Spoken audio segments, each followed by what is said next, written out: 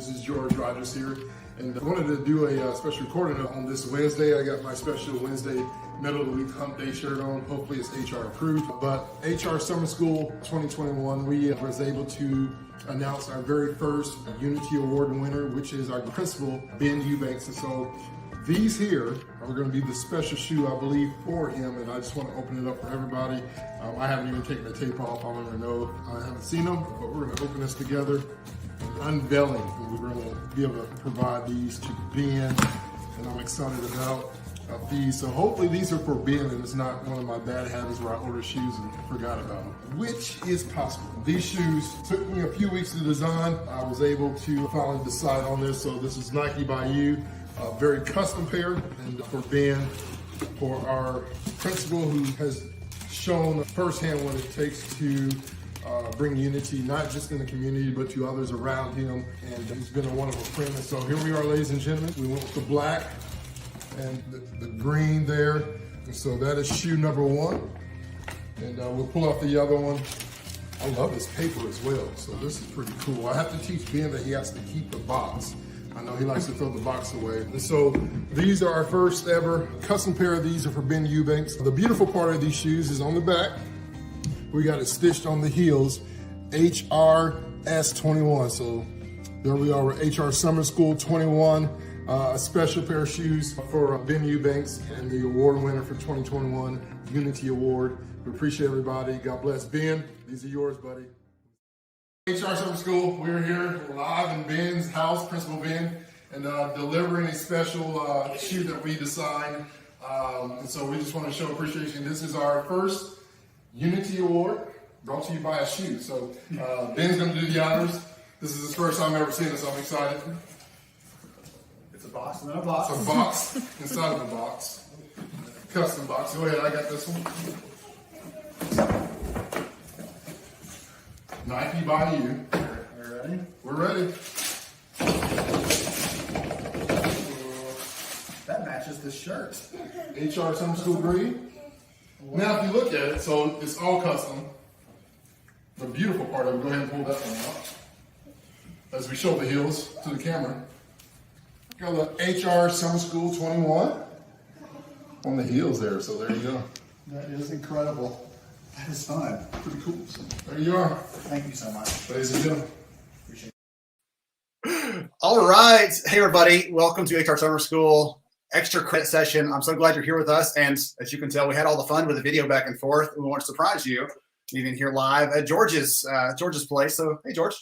I'm excited, man. I know we've been talking about this for the last month and everything, and I was able to get down to your house with these awesome pair of shoes, and hopefully you love them. Yes. For a lot of people that are new with us today, you're saying, what is the significance of these shoes? Where did it come from? As you can tell, I am a very passionate person. A lot of things I speak on relate to shoes that I have, and so part of HR Summer School, I was sharing some of my favorite shoes.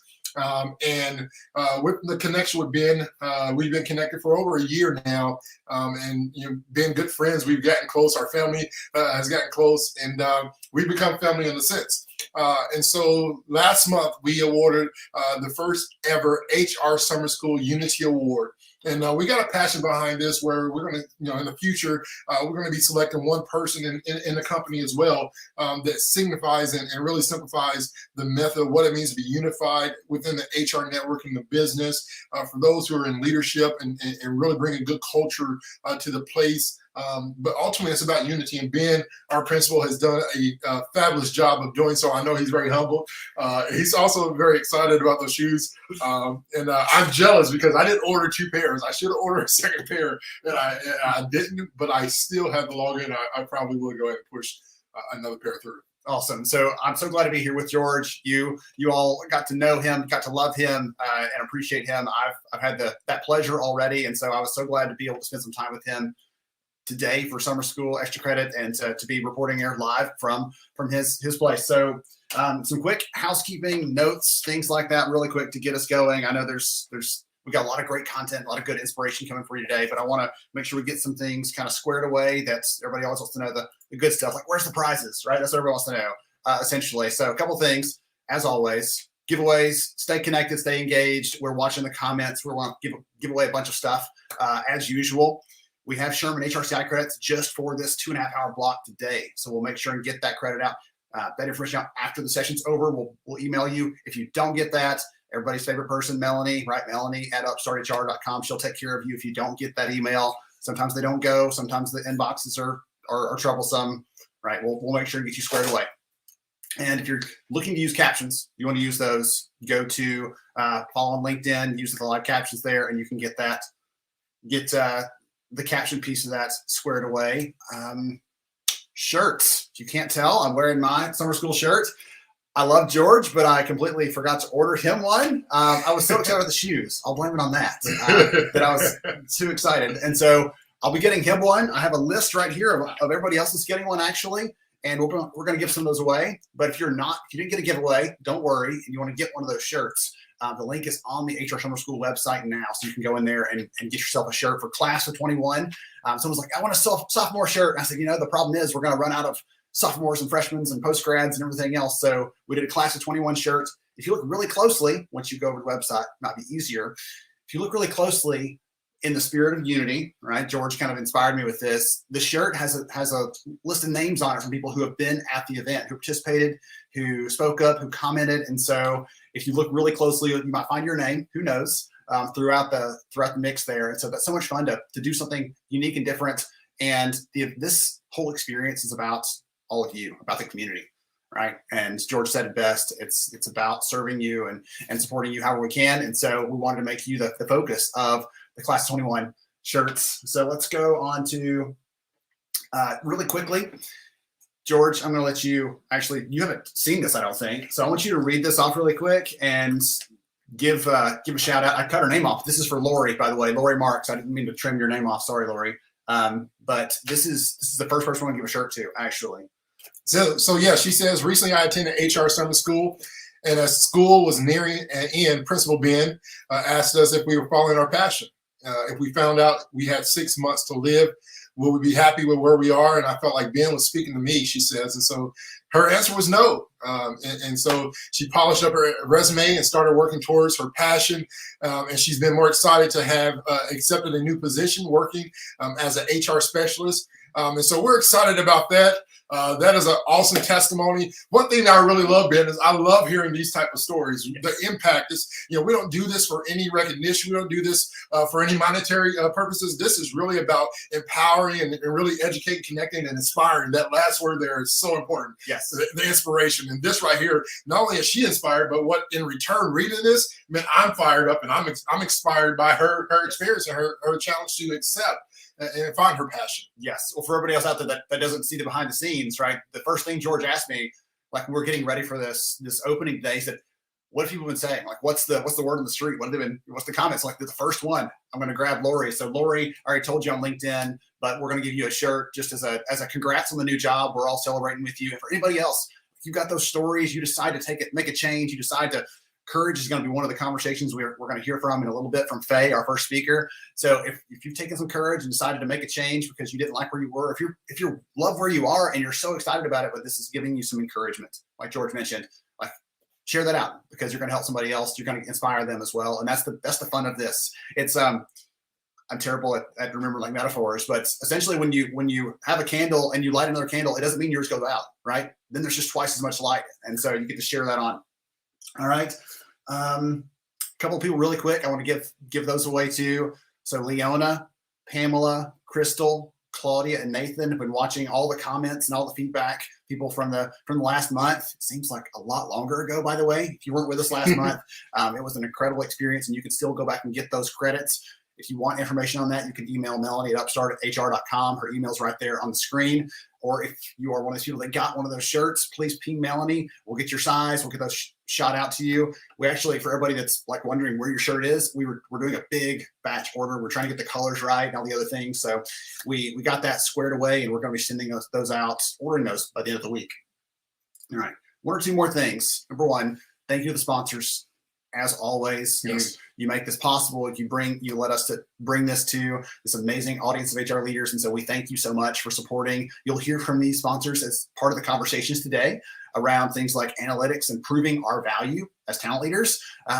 What should we be thinking about in terms of culture and empowering our managers to be better at impacting the engagement with our own people, not putting all that on our shoulders.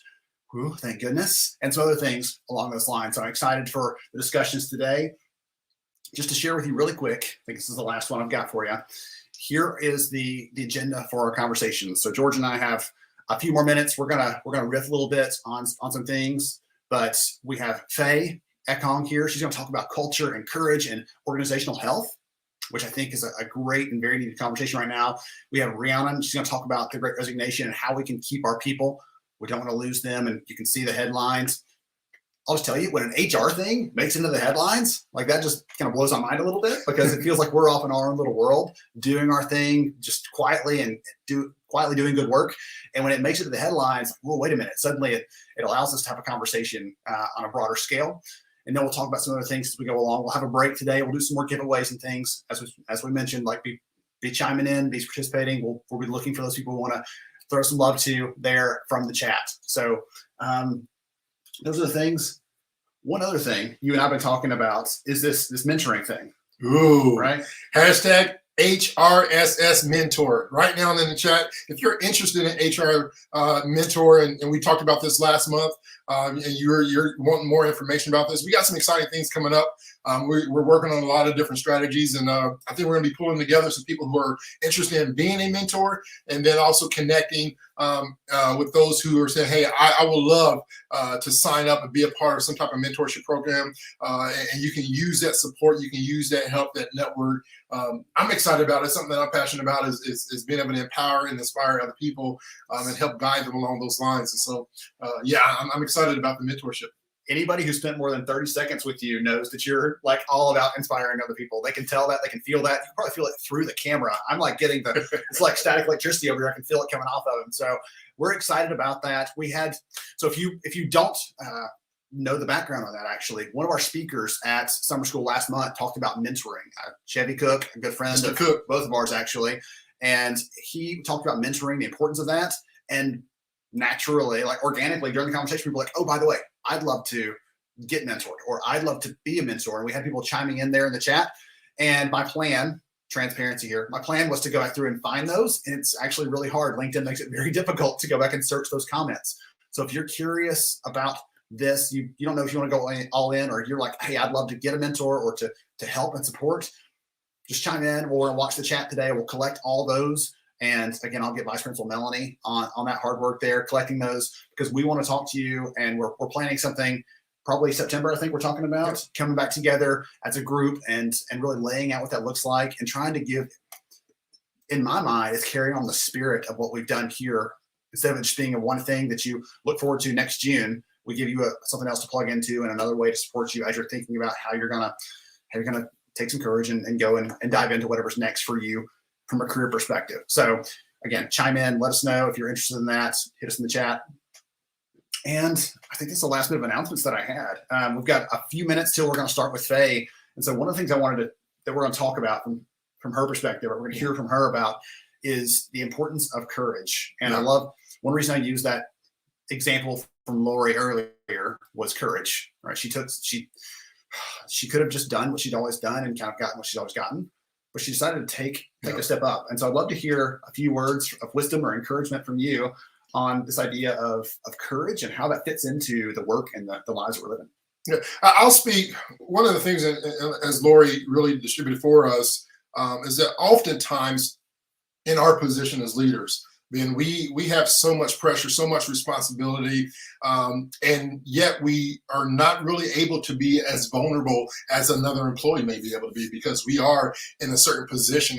And that's the pressure, that's the burden, that is also the passion that we crazily accepted, is that we love what we do, but sometimes it can be more stressful than anything. And one of the most important things that I always try to encourage, and I'll say today, when it comes to courage, the first thing that I think about is that, why am I doing what I'm doing, right? Because with courage, you hit a wall at some point. and it takes that courage to get through that wall. Some people try to go around the wall. I like to go through things and not over things. I want to get over it. Yeah, that's the past. I want to actually get through those things and find a solution. And the thing that I would encourage everybody here today, and remember this small principle, is that everyone sees the work that we put in. Everyone sees this is the work, this is the product. HR Summer School Extra Credit today is the product of the stress, the sleepless nights, the mistakes, how we're going to do it, all this stuff. This is the final product of everything that you've done, not just for the last 30 days, but what you've been doing for the last year as you've been preparing for this. Everyone sees the work that you put in, but it's what they don't see that truly elevates you. And so when I think about that, what is elevating me? What is elevating my life? It's the courage that when I feel like quitting, and I tell myself this all the time, I feel like quitting every day. As a matter of fact, Ben, I resigned today from my position. Now, I rehired myself, and I'm back at it. But every time quitting is people feel like it's a negative, but quitting something and having something to quit is actually an accomplishment. But it takes courage. And one thing that I had to find out in my life is that it takes courage to say, you know what, I'm going to give it one more day.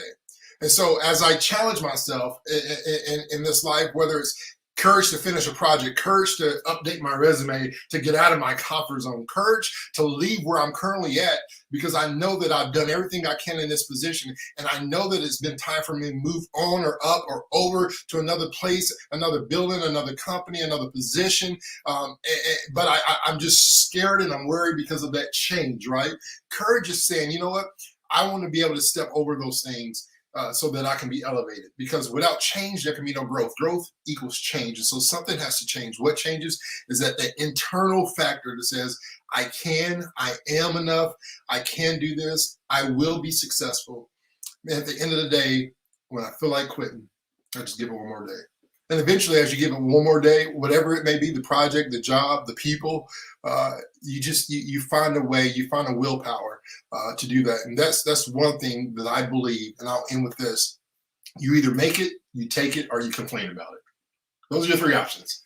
You're either going to make it happen, you're going to figure this thing out, you're going to either take it and say, woe is me, and this stuff is just overbearing, and you're going to be pressured, or you're going to just complain about it, and you're going to find that person that loves Sarah. And if there's any Sarahs out there, I'm sorry, but my dad taught me. Let's look at the name. There's a lot of Sarahs out there. My dad told me I cannot wake up to joy if I go to bed with Sarah, and that stuck with me. Sarah stands for sorry and rotten attitude, and so I cannot complain about it. I can't have a sorry and rotten attitude if I want to wake up the next day with joy in my life.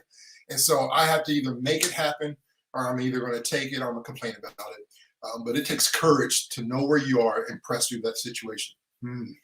So make it, take it, complain. That's your choices, and we get a choice, right? Everybody has a choice. The hard thing and the easy thing is we get a choice. It's not just handed to us. If we can't control all the things around us, there's lots of things that are outside of that span of things that we can impact and control. Yeah. But we can control how we decide, how we act, how we're gonna think about the world, how we're gonna approach things. So I love that. Awesome. All right. Well, I think we're gonna queue up Faye. Is that okay with you? Let's go. All right. She is way smarter than most of us. I'll just go ahead and tell you that. She's incredibly intelligent. She's super sharp, and I love hearing from her, learning from her. If her name sounds familiar, you might have heard her on the podcast recently, and I brought her back here in this format, this forum, because I thought we need a broader world to hear the stories and things she's teaching. So here we go. I'm going to bring up Faye Ekong and kick us off for our first session here at HR Summer School Extra Credit. Hey everybody, welcome back to another session here at HR Summer School. I'm so excited to have my friend Faye Ekong here with us.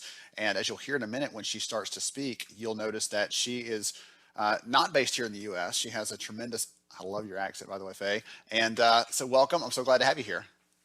Thank you so much for inviting me. It's always a pleasure to speak with you, Ben. Yes, ma'am, absolutely. So before we dive into some of the conversation, we're going to talk about culture, we're talking about organizational health, we'll talk about some other things I don't want to tease up because I want it to be a surprise to the audience. So before we get to those things, will you take a minute and tell the audience who you are and what you do, please? Great. Yeah. So my name is Faye. Ben, like you mentioned, I'm the managing director of a company called Ravelworks Africa.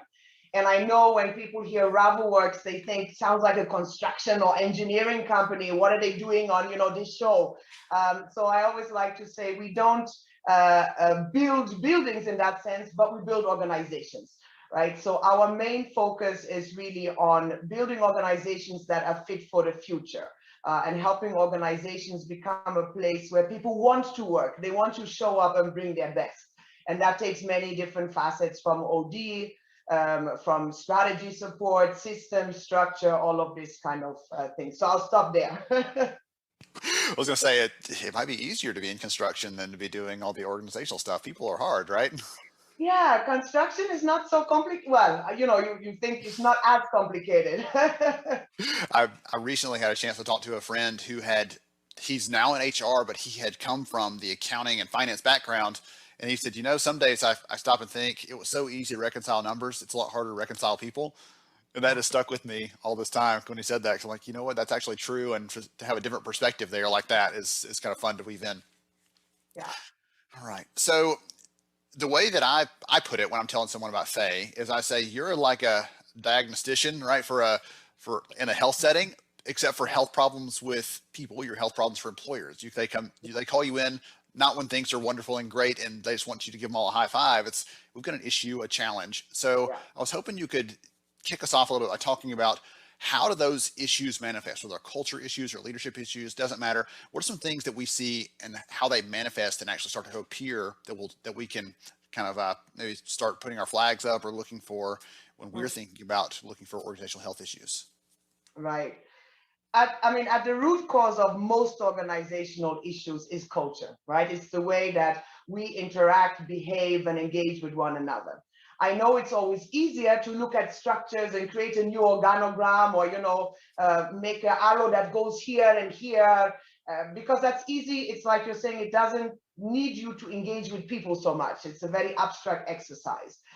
So for everybody listening, I think if we take a step back, in most cases, people are at the heart of this, right? If people are working well together, it doesn't matter how many boxes in your organogram, things are going to work. It doesn't matter whether you have a policy for procurement or you don't.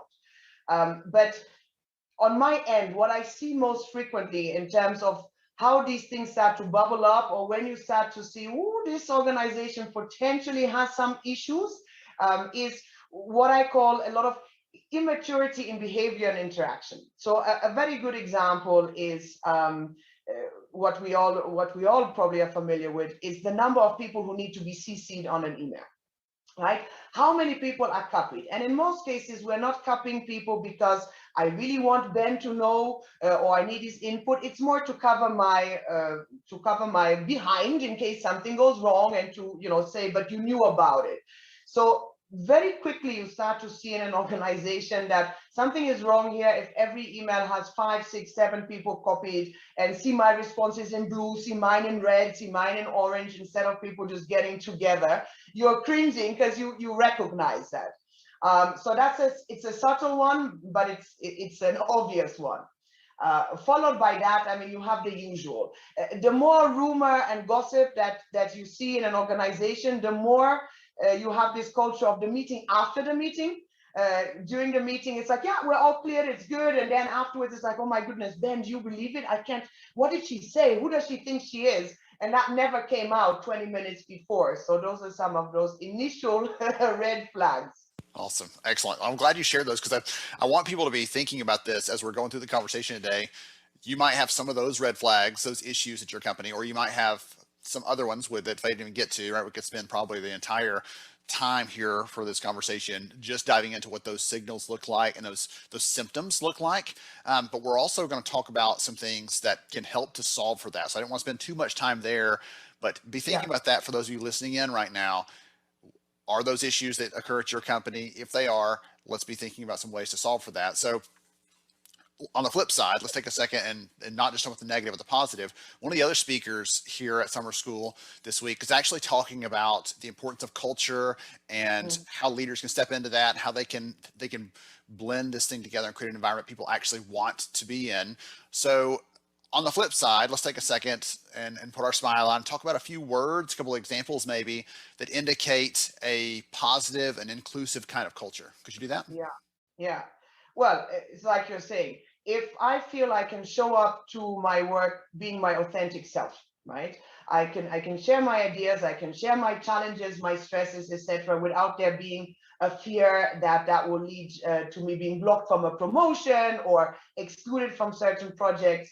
And the way to start that is very often at the leadership level is you need to be vulnerable as a leader, right? So you need to be open with your teams and say, this is a time when I struggled, or this was a client which was very difficult for me. And a lot of times I see leaders taking the opposite approach. It's this kind of, oh, I'm always in control, everything is fine.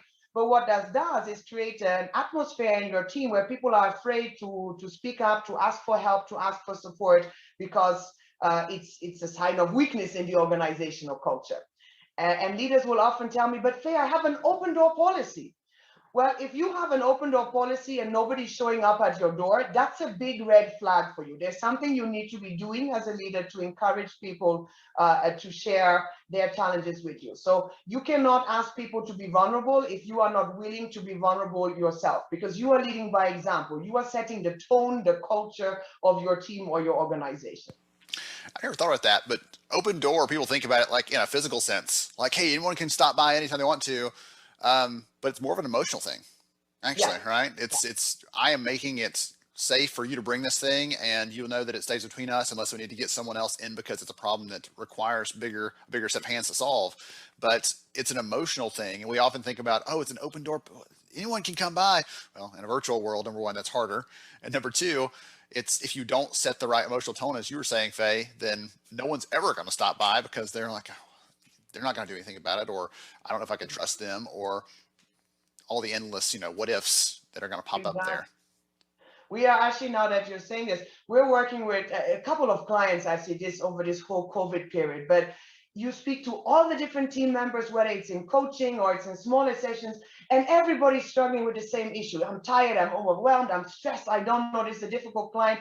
And so I always ask, why aren't you guys talking to each other about this? Because it seems like everybody has the same problem. You might be able to, oh, no. If I come forward, they will think I don't know how to do my job, or I'm the weak link in the team. And then it doesn't matter what your values are on paper in the organization, to say team spirit, togetherness, empower, all these beautiful words you put on a poster. It goes out the window if the way we interact every day is completely against, or goes completely against, those beautiful values and mission statements that we have created. One of my favorite, there was an old web comic. It's actually not there anymore. I wish I could find it because I would put it on a t-shirt or something. This old web comic about work. And this manager shows up to his boss, so the boss's boss, and says, hey, I've done a generational needs analysis for my workforce, and I know, here's the things that this generation needs or that generation, like this is going to help me decide how to manage them. And his boss says, well, why didn't you just ask them? There are only 5 people. You can just talk to them. And it's a great example. Like, we use something else as a proxy for interaction with our people. Maybe there is a concern, like, I don't want them to think that I don't know what's going on, or I'm not aware of that. But people are a lot more forgiving than you think when you say, hey, you know what? I'm not sure what things are most bothersome to you or most troublesome to you, or what things are not really resonating with how you work best, but what can I do to help out? No one's going to respond to that and say, well, obviously you don't know what you're doing and you should be managing people. They're going to say, well, wow, number one, no one's ever asked me that. And number two, let's have a frank conversation about the things that I really need. And that opens so many doors and conversations. I love that. Well, it's a fear. We create a fear in our mind, or many obstacles which are not grounded in reality, that stop us from having some of these authentic conversations. Yeah. Wow. Okay. So I feel like I want to go in like 100 directions, but I have one thing you and I had a chance to talk on the podcast a few months ago, and it's something I still point people back to. I had someone email me, and they had heard you talk about one of the things, and they went and actually looked it up because they were curious about it. And they found a funny meme to share in their office because the podcast inspired them in that way, around the CC, the email thing. So that was so fun. But one of the things that we talked about is, you told me, when there are decision points that we run across in our personal life and our working life, there's a decision being made. There are 2 very different but very clear paths that we can take. Will you talk about that for the audience for a little bit? And everybody out there, make some notes here. These aren't hard to remember, but I want you to write these down, because I want you to think today, when you have a decision to make, which one of these 2 paths you're going to take. Okay, Faye, I'll stop and let you dive in. Absolutely. And I have to say beforehand, this is not my invention. Actually, this comes from Brené Brown, who I love. And when I heard her say this, I think in one of her TED Talks, it made so much sense. And so the concept is really about choosing between courage and comfort, right? So when we have a difficult decision to make at work, and maybe a discussion with a colleague, a peer, a client, there's the easy decision, which is I'm not getting to the bottom of the thing, or talking around an issue, or maybe Ben needs to be fired, but I don't want to be the bad guy, so let's put him on a performance improvement plan. Let's wait until his contract ends. Or there's the decision around courage, right? And in most cases, we instinctively, intuitively, we know what is the right decision to make, right? And it's always the one which requires a bit more courage. That helps us grow. It helps our teams grow. So a lot of times when I'm working with my clients and they say, well, this is going to be complicated, or I don't want to do it, that's the question I ask them. Are you choosing comfort, or are you choosing courage right now? And oftentimes they're like, yeah, I know it's the easy option, especially now then with COVID, right? So if already before COVID you were the kind of person who struggled having some of those difficult or confrontational conversations, it's even easier now with COVID to just leave it. Oh, we're not in the same office, he's not available for a meeting, I sent an email. But what you're doing is actually acting, let me put it, I don't have a diplomatic word, but acting in a cowardly way, right? You know what is the right thing to do. You know you should pick up the phone, but you're choosing to, well, I'll just fire off an email and CC everybody, and then I'm good because I don't need to interact with you face to face. It's easier. Another thing actually that builds on this, again, which we've been doing a lot of work on, is on the area of values, right? So what I found is many of us as professionals, as adults, have never really taken time to reflect on what are my core values as a professional, as an individual. And am I acting in congruence with those values when I'm making a decision, when I'm taking a job, when I'm interacting with my team?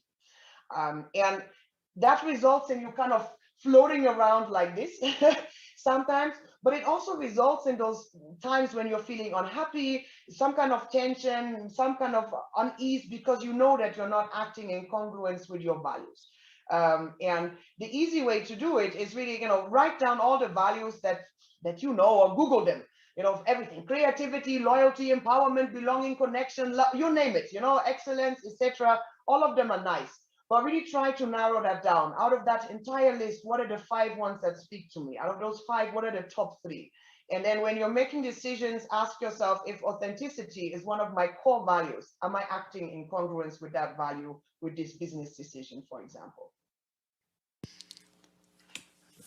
I'm trying to think about what my values would be. So I was going to ask you another question. I got kind of stuck there thinking about what those values might be for me personally. That's interesting because again, flipping the lens for a second, those of us listening in who are in HR, right, and talent, we think about values from the company perspective all the time. Like, this is what our company believes in, right? But companies aren't things. They're people make up the companies, right? And so the individuals that work there, they need to believe those same things, or it's going to be some friction, or we need to make sure that the things we say we are about, the things that we say we believe in, are actually what we practice in our daily walk. Or again, people are going to say, well, there goes leader so and so talking again, but we know it's just them talking. It's not actually anything they're going to do. They don't walk the talk. They don't back that up with their actions. So there's so many different things that this ties back even in with that beginning part, when there's a mismatch between what you're saying and what's actually happening. That's an example, I would say, of a culture issue or organizational health issue, because the leadership is untethered from the rest of the organization and what's happening. They're just blind to it, or they have intentionally chosen to ignore what's happening at any rung of that organizational hierarchy below them, to their own peril, I would say. But all those kind of things wrap back into that first question you answered, actually. I'm with you. And it allows us also to be honest, right? So I'll give you a very practical example, because that sticks in my mind. I was recently doing an executive coaching session, and somebody had identified one of their core values was freedom and flexibility. But yet they were going for a job, which the title was, more beautiful, the package and benefit, but it definitely didn't offer any of this freedom and flexibility. So now, when you make a decision then to still go for it, at least you can be honest with yourself and say, I am choosing to go against one of my values. for whatever reason that might be, right? But you can't come back later and say, oh, I'm so unhappy with my job. You knew what you were doing, so, but when you don't have some of that foundation, it's like you're saying, very often you also don't come across as being authentic, right? Because if you are busy talking about innovation, when as Ben, maybe innovation is not one of your core values. So giving a presentation, stability is my thing, right? I want to be. that could be, right? So don't come to a company retreat talking about our core value of innovation when we're like, Ben has never innovated a single thing. He's so risk averse, so you might want to check yourself, am I in the right job? Am I in the right organization? Okay. I love that core values piece. I'm going to have to think on that actually. So if anyone's out there listening in right now and you have a value that you're like, oh, this is one of mine. This is one of those that really stands out to me, whether it's one that Faye mentioned as an example or something else in your head, go ahead and pop that in the chat right now so you can be thinking about that, because I'd be really curious to see what all of you have to say. There was another question I want to ask you, kind of teeing off of that courage versus comfort piece, because I'd love to get your take on this. I kind of have an opinion on it, but I'd love to get your take on it. In an organizational sort of leadership context, if you have to make a decision that requires courage, do you need respect from the people in order to start making some decisions that require courage? Because those are going to be hard and they're going to be sometimes painful. It's like the rip the Band-Aid off fast versus slow. It feels like that's how I was hearing the courage versus comfort. Does respect come first and then you can start making those courageous decisions? Or does making courageous decisions lead to others respecting you for being what you say you are? Wow. It's like a chicken and the egg, right? Which one comes first? Is it respect or is it courage? And I don't know because they go together, right? If you are not respected in an organization, mind you, the thing is, like you're saying, anytime you're making a difficult decision, there's going to be a backlash. It's just the way it is. Not everybody's going to love it, but what people need to see in a leader or in a manager is that consistency, right? Is that you don't shy away from those difficult decisions, even if it is painful for you, even if it involves somebody who you're very close with in the management team, So I would say the more of those difficult decisions you make, the more frequently you choose courage, the more likely you are going to build trust and respect. But you said you had an opinion. What do you think? I mean, what's your take on it? I feel like making those decisions over time leads to others respecting you, even if they don't always agree with them. I'm not saying to be intentionally abrasive, right? Don't be a jerk. No one likes that. But if you say, hey, like you said, I am anchored by these things I believe in, and I'm transparent about that. I am the person I'm supposed to be, and I'm making these decisions over time. People are going to say, wow, regardless of whether you agree with Faye or not, I respect her because she knows who she is and she's making decisions consistent with that over time. I feel like that's part of that respect piece is just consistency and people seeing that you're going to do what you said, kind of the walk the talk. We talked about all these things kind of like tie together at the end of the day. It feels like in this conversation overall, but that's the kind of thing that I was thinking about. Yeah. Because, respect doesn't come with your title, right? It doesn't come with the size of your team or whatever, or your MBA or PhD, whatever you have, which is sometimes where especially people in senior positions, they get it a bit wrong because they're like, well, I was with this investment bank before. Nobody cares. If you don't know how to connect with your teams, I don't care how many degrees you have. If you are not, especially in the knowledge economy, if your core skills is not around people and being able to motivate, encourage, and inspire them, it doesn't really matter, where you were before or what you achieved before, because it's not going to help grow the average business forwards. What have you done for me lately? Right? Yeah, How are you connecting with people? And this is a time more than ever that it is a people-centric decision making. I'd say those are the skills that are critical. Awesome. Okay. So we're coming up close to our time here. If someone loves Faye, how about this? All of us listening in love Faye, but if someone wants to connect with you, wants to learn more about the work that you and the team are doing at Ravelworks, or just wants to follow you because obviously you're sharp and you know your stuff. I always appreciate a good conversation with you because I walk away with some good ideas and probably some heavy decisions or heavy things to kind of think about too, as well, about like, am I making those decisions? What are my values? Like those things are kind of circling in my head. If someone wants to connect with you though, what's the best way for them to do that? Right. Well, first of all, Ben, thank you for this positive feedback. That's wonderful. That actually it's in line with one of my core values, which is contribution. But now you were asking about how to connect. So for sure, you can connect with me on LinkedIn.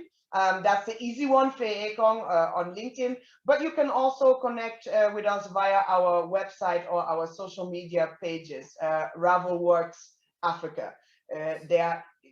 There's no company which sounds similar to us. So you cannot get lost. It's not like, oh, there's 10 of you. It's Ravelworks Africa. You'll just find at least last time I checked. Awesome. That makes it very easy to connect with Faye and the team there.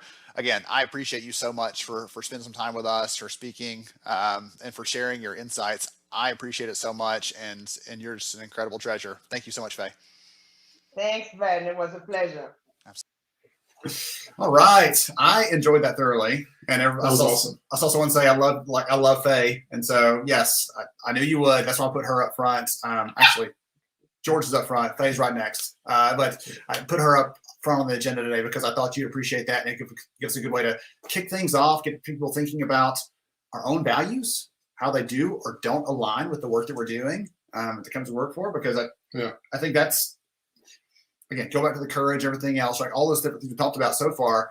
If you are working at a job, at a company, at whatever, a task that is perpendicular to the values that you have, there's a limited amount of time you can do that before. Yeah, I love being George. And whenever you have to compromise to keep something, you eventually lose it. And so I always try to challenge people, to remember that key factor. What you compromise to keep, you will eventually lose.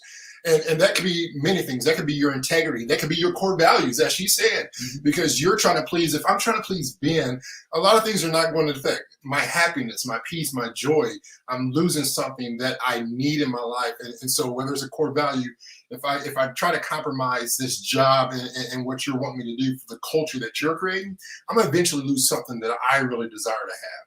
So if you compromise to keep it, you'll eventually lose it. You'll eventually lose it. Okay. And sometimes that's the job, because you're not pleasing that person, right? You're not falling in line with what they want, the culture that they want to have, the mentality that they believe is important. And so you always want to make sure, number one, your core values, as she said, is important.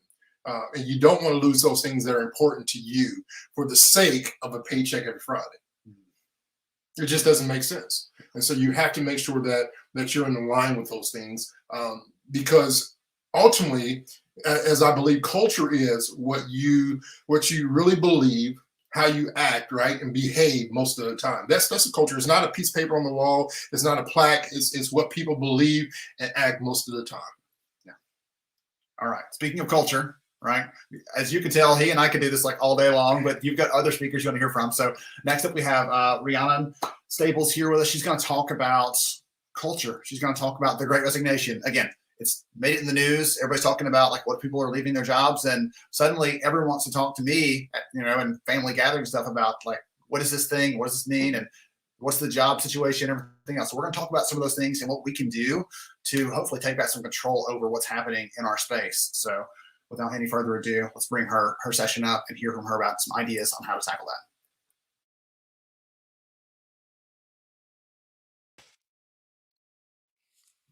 Hey everyone, welcome back to another session here at HR Summer School. I'm so glad to have you here with me, and I'm excited for this conversation because I've heard from several of you directly that you're curious about this conversation, about this idea of the Great Resignation. We keep hearing about this. When you see it in the news, we've made it big time, right, in terms of HR conversations. And so here to talk about that today, we have Rhiannon Staples from HiBob to talk to us about what they're seeing in their clients, what they're hearing, because they work with companies around the world, helping them solve some of their communication, collaboration, just connection challenges. And so, Rhiannon, welcome to the show. So glad to have you. Hey, Ben, thanks for having me. Glad to be here. I am so glad you are here. And so before we dive into some of those things I was setting up for the audience there, because I know they want to hear about it. And I told you before we started recording, like, I can't wait to hear what you had to say. Will you give us just a second to tell us who you are and what you do really quick? Yeah, happily. So I'm the Chief Marketing Officer of an HR platform called HiBob. We serve what we call the 3M category in the market. We work with modern, mid-sized, multinational businesses to help them level up the employee experience and manage their employee resources more effectively. Excellent. Wonderful. So as I said, I'm so glad to have you here because you get to see this cut across not just one country, but multiple countries, multiple organizations. You're hearing from them. And so I'd love for you to kind of level set for us in this conversation. What is the Great Resignation? Because as I said, I saw a piece in the news the other day. I thought it was just like a thing that we were talking about in HR circles. And when you see it kind of in major media, it seems to make it more real, even though it's already real for us who are living it every day. So talk about what that is and what you're hearing. It's so daunting. It's so heavy. In a nutshell, it is the highest level of resignations that we're seeing in about 20 years. And this certainly has happened in the blue collar world, but we're starting to see and experience it in the white collar businesses as well. Over the course of the past 18 months, while all of us were on lockdown during the pandemic, there was very little movement happening. People were a little bit nervous to take a shift, to make a move and see what was going to happen. But now that things are returning to normal, there is a great talent war, another buzz term that's being used in the industry, but a great talent war that's at play, particularly in the white collar organizations, where people are leaving for better fit, better pay, better flexibility, better opportunities, better culture, better location. The motivations are vast, but people are taking the decision now to shift out of their current organizations and move on. So this conversation around people are just like, we're ready to move. We're ready to go. Like we've been holding out this pent up demand and suddenly it's the collective letting your breath out. What does that whole conversation have to do with culture? Right? What does that have to do with how companies value their people? Because I feel like those two things are connected, and what you say, what you do, how you treat people probably has a factor in that. What do you think? For sure. So one of the things that I'll mention, and this isn't a direct correlation to culture, but it's part of culture, and the conversation that we're hearing amongst a lot of our customers, and I'm sure this won't be different than the audience that we're speaking to today, is the interest for employees to have greater flexibility coming back to the workplace. For the past 18 months, everyone was told, go home, work remotely, we trust you, get it done, keep the business afloat. Employees performed, right? They faced that challenge head on. Businesses, many are thriving.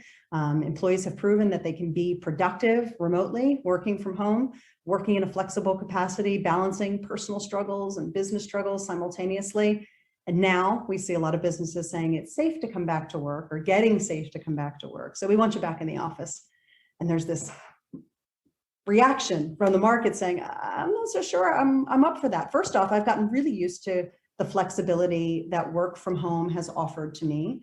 And secondly, why? Why do I have to come back? Why is this so important? And I think it ties to a larger conversation that's happening about trust and trust in employees and their ability to be productive outside of the physical confines of workspace, and trust in businesses in themselves that they've set the right objectives in place and they've been clear enough about their expectations with employees that the businesses can thrive despite the fact that we're not continuing to be in the same physical confines of an office space. The word trust there gets me because sometimes organizations feel like, well, people should trust us, but we don't have to reciprocate. And I'm not sure why that is. Like, why you would never do that in your personal relationships or in your professional relationships with anyone else. You'd say, hey, I'm just going to blindly trust this random person I just met, just hope for the best. And yet organizations, for some reason, they make the assumption, for whatever reason, just assume that people are going to blindly come back, even though they're saying, I don't think you can keep doing what you've been doing successfully for a long period of time. And I had a chance, actually last night, I was meeting with an HR mentoring group and talking with these leaders of these different companies and kind of getting a little bit of an informal poll from them about what are you thinking about this? Because where I live, the majority of companies are very focused on security, IT security, things like that. And so in the past, it was always oh, you want to work remote? Go somewhere else. That's not a choice. It's not an option. And it really surprised me how this thing where in the past it was absolutely never going to happen. Last night, several of them said that is now like our preference when new people come on. We don't want to build that new office. We don't want to have this new, space for people or have to figure out how to put people in. Like, we're happy for them to work from home because they've proven themselves, as you said a minute ago, they're proving themselves. They've already given us that track record. So I don't know. Yeah, the benefits for the employer are just as great as the benefits for the employee. You've just cited a few of them, right? Employers are recognizing that they can now recruit from across the globe. So maybe some of the best talent sits internationally for those companies. If they're sitting in Virginia and they required everyone to recruit in the office, they wouldn't have the ability to recruit that talent. So access to talent pool, cost savings, the benefits are great for employers just as much as employees. Goodness. So you talked about benefits for employers. On the employee side, like in general, you mentioned they want some flexibility. That's I think the key word here. Anything else that the employees are looking for or thinking about? Again, you have a chance to kind of tap on the shoulders of a lot of different HR leaders and business leaders at the companies you're working with. What are you hearing from them around like what the employees are just really craving right now? Yeah. So I want to double click into flexibility for a moment and talk about, what does that mean? I don't want to create the impression, at least in the companies we work with, we're not seeing a full-fledged push towards full remote work. I think that employees are craving for interpersonal connection again, for sure. So what we're seeing, and we did a market study on this as well, only 10% of the people that responded to our study said they wanted to work fully remote. The large majority of managers and employees wanted flexibility. And flexibility means different things to different people. There's no one size fits all approach. It could be flexibility in space, right? So I want to be able to work remote a couple of days a week and in the office a couple of days a week. We see flexibility in terms of time. So one of the great challenges that many of us with families faced during the pandemic was the need to balance childcare or elder care expectations with their work, and an employer's ability and willingness, based on the role, of course, to be able to say to an employee, if you need to log off between 4 and 6, that's fine if you're logging back on in the evening to finish up your work. So that the hours that you work might choose to be flexible. Those kinds of things matter to employees. Those are it's an additional example beyond just the space, confines of space that employees are looking for. Well, you're in the New York area, correct? I am, yeah. That's where you're based. Yeah. I have a friend who's there, and he said that one of the things that their office has done, or their team there has done, is they've actually set it up so when their employees are gonna work, they want to work from the office, they have that ability, but they also have another layer in there where they say, hey, if you're going to do something creative, if you're looking for time where you need to just kind of brainstorm and think, or you need something where people are inputting that, or if you need that solo time, like they're asking for those kinds of things because they're trying to figure out, hey, when people are trying to be creative, are they most likely to be working from home? Are they most likely to be working in the office? Are they looking for, they just want a co-working space where they can go and be around people, but just have that kind of camaraderie without having the requirement to interact with someone else. And they're looking for those things, like you're talking about here, the flexibility, even in the type of work you're doing and how you feel like that fits you best in your working styles. So there's so many different aspects, like flexibility piece, that really fit in there that allow you to tailor it around the individual and kind of sculpt this job, this focus to the things that make them work best.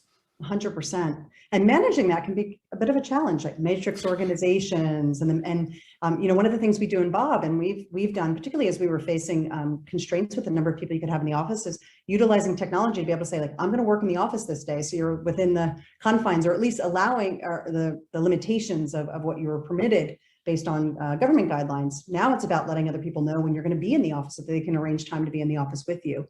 And we also see companies, changing how the office is designed. I've been reading stories and I've talked to some people personally who are redesigning the office space, more collaborative space, less desk space, or hot desking versus dedicated seats, as a way to make sure that the physical environment also fosters the way in which people are coming back into the office.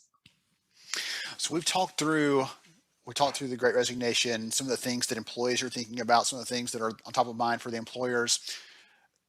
So the picture that we're painting is there's almost like a cliff coming, right? We're driving towards the cliff. We've got to figure out how to stop, how to turn around, how to solve for that.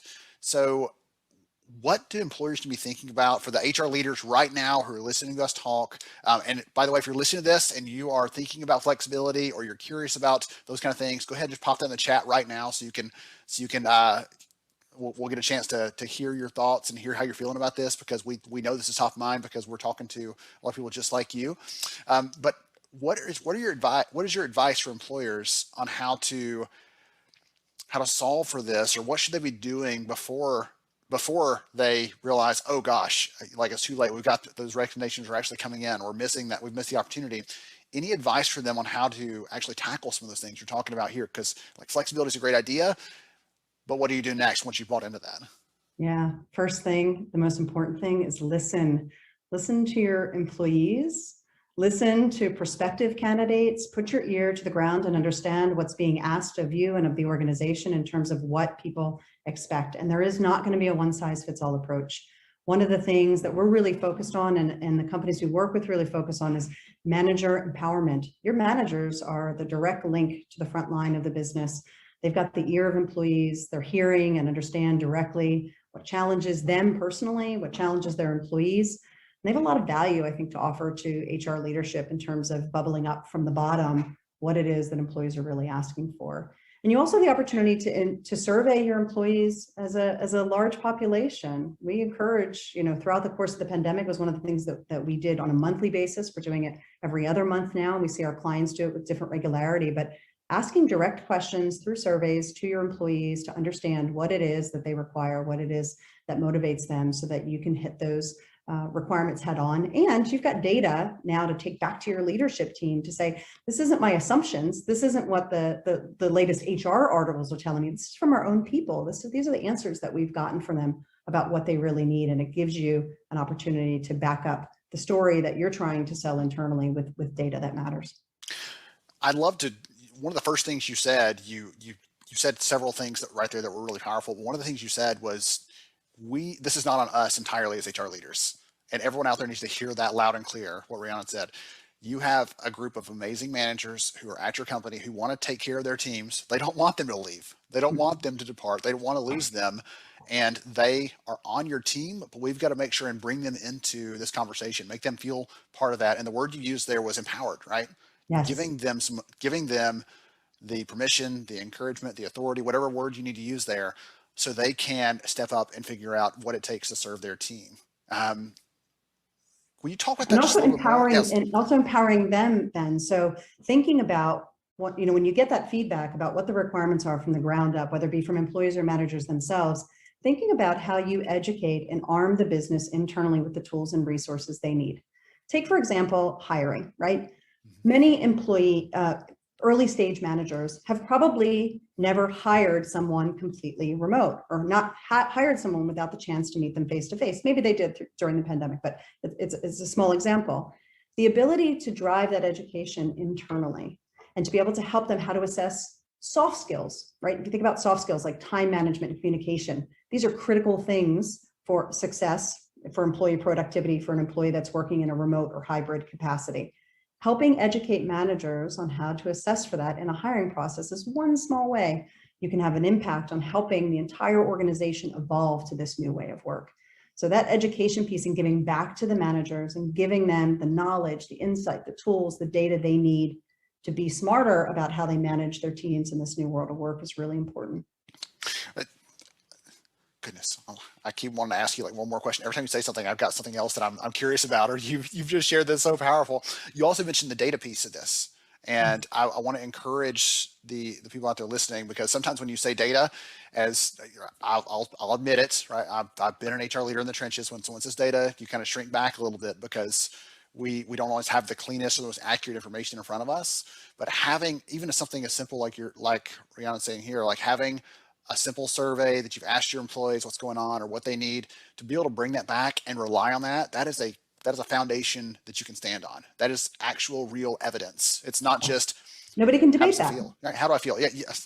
So I told someone that this morning, actually. I said, they can argue with you, but they can't argue with the data. It's not going to do any good because it is what it is. So using that as a foundation to do some of the things that you're saying here to help elevate those conversations, to help bring those issues to the top so you can take action on them, to help. There are probably some managers even, right? We kind of assumed in this conversation that all managers are on board and supportive of this. There are probably some that need to be convinced, and having that data will allow you to have a straightforward conversation with them. Did you know that the employees that are working in your division or in your line of business, here's how they feel? That creates a better and more clear conversation where you can get, instead of fighting about what's going on, you can join arms together and fight against whatever the issue is at hand. So there's what does that say to your employees? All the employees, like, you care about their experience. You're asking them for input. It's a very strong, powerful, positive message for employees too, that you care enough to ask versus making assumptions. And we've all been part of some sort of rollout of a benefit or a program that somebody in the business was really passionate about, but didn't vet first. And it gets to us, we go, this feels like a waste. right? So you don't have to run that risk when you've asked and surveyed your employee population. Absolutely. Goodness. Okay. So I've taken a ton of notes over here on my end. Hopefully everybody listening in has been taking notes too. If not, go back and watch the replay and then watch it again and catch all the good ideas and things that Rhiannon shared here with us.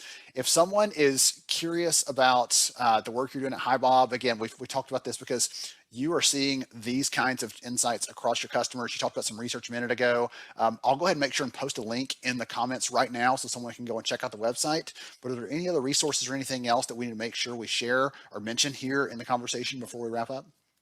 Yeah, I think at our site, you can find some great information on how to manage hybrid teams for sure.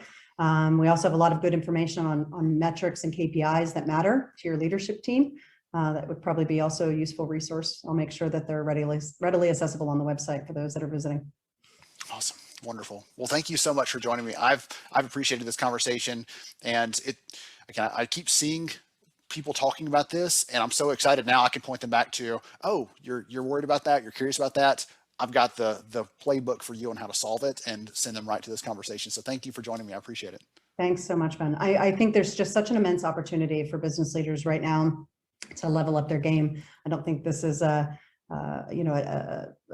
negative thing in any way. I think it's a chance for us to really take advantage of the market shift and position ourselves as leaders to draw the best talent possible. So thanks for giving me a forum to discuss it with your crew. Absolutely. Hey, I can't think of the quote off verbatim, but adversity brings out the best in us, right? It gives us a chance to really rise to the opportunity. And this is a great example of that. So thank you for pointing that out. To everybody else, hang tight for another session here at HR Summer School, coming right up.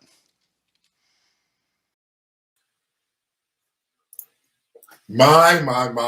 Wow. There is so much stuff in there, Ben, from the trust factor. There's just so much great content in that. A couple of comments that really stood out to me that I want to talk about real quick. Stephanie said, trust begins by assuming good intent and giving the benefit of the doubt. Then build. I believe that is important, especially on the trust piece, because is trust and respect needs a lot of faith, right? Like for me, faith stands for forsaking all. I trust him or I trust her. Whatever that situation is, whatever it doesn't matter. I got to be able to have faith to be able to trust and respect you. And the keys to really building on trust is I was listening to this. I started typing. What would I want to have trust in my leader? What would I need? And the first thing that came to mind is like, I want a leader that protects the team at all costs. Instead of saying it's your fault, no, it's our fault, right? We don't lose by ourselves. We win together. We never lose alone. And that's so important. The other word was like, keep your word. If you say something, let it be. Even if it's wrong, admit it and then adapt to it. And then she said something as well that really sparked, respond constructively with problems, right? Don't just say, hey, this is the problem. Don't come out and say, hey, this is your shame and this is your blame. Call them by name and really come with a solution. And then there's two more that really stuck out. Model the behavior you want to be and really avoid, and I need this one, avoid micromanaging. Those are the 5 things that I believe when it comes to trust, you need to be able to have: protect your team, keep your word, respond constructively to problems, model behavior you want to see, and really avoid micromanaging.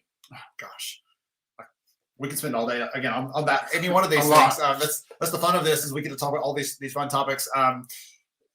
The part that I liked about Stephanie's comment, and there were some other ones. Mildred had an awesome one, right? That I wanted to give her kudos for. But the thing, Stephanie's like, start with these things and then build.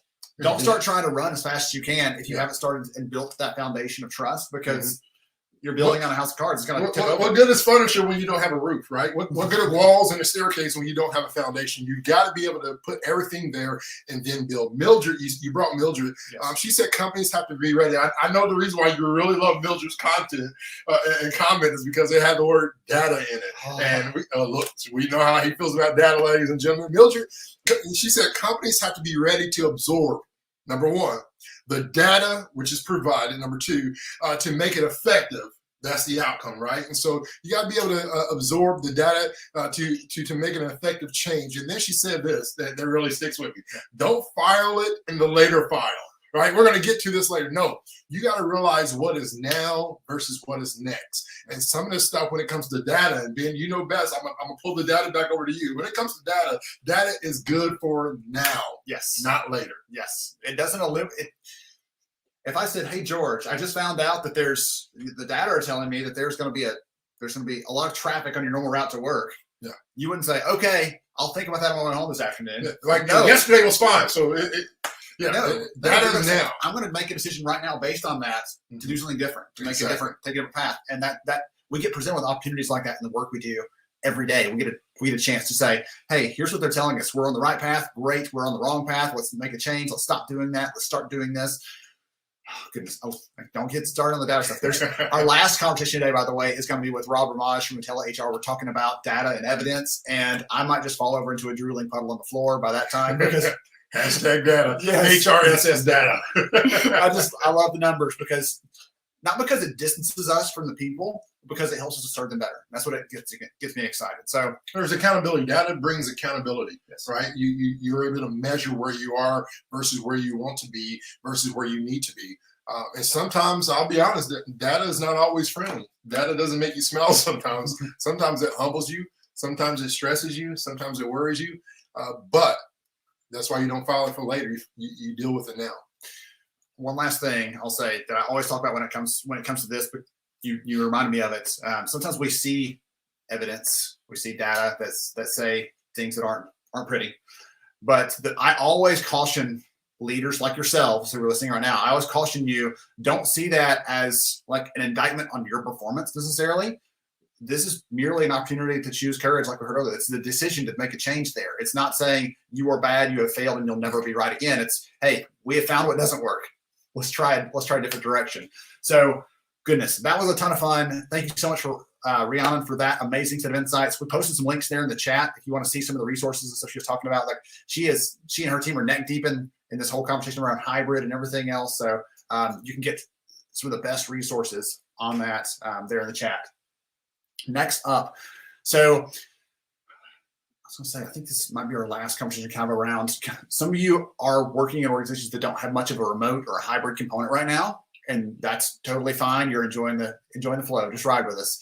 This conversation we're going to talk about can apply to both, though. So we're going to hear from Jeremy Parker. Last time, some of you actually got some swag, I think, from he and his team, and we're going to talk about using things like that, using gifts as a way to connect with people, as a way to forge some sort of foundation, sort of bond with them when they're starting off with you as a new hire, or when they go remote and need to connect with them. So we're going to talk about those things as ways to connect. And I honestly can't remember if I asked this in the conversation, but as we're going through, if you have gotten a job or someone's given you something that's cool or unique, right? Put that in there. I'd love to see the examples and hear from you what those things are, because sometimes like I get surprised at what's available, what's out there, and he'll get some examples in the conversation that like, well, I'm thinking like t-shirts, but I never would have thought of that thing. So we'll hear from him on those. This one's actually a short conversation, and I don't have my agenda right in front of me, but I think we're actually going to take a break after that for just a moment to give some things away, and then we'll dive back in with a couple more sessions to wrap it up for the day. So without any further ado, let's bring up the conversation with Jeremy Parker on swag and onboarding and all that kind of fun stuff. Swag.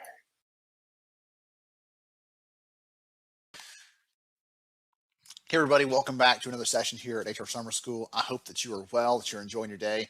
And I'm so excited to talk to Jeremy here because one of the things we're going to talk about in this conversation is how you can get things into the hands of your people, even if you're working remotely right now or for the foreseeable future. I talked to an HR leader today that said we're not going anywhere for the next 6 or 8 months. So they're all staying remote, and she's happy about that. I don't know if everybody's happy about that, but she's happy about that. But she's also using that as an opportunity to connect with her people. And we'll get into more of those kinds of things in the conversation. So Jeremy, welcome, sir. Glad to have you.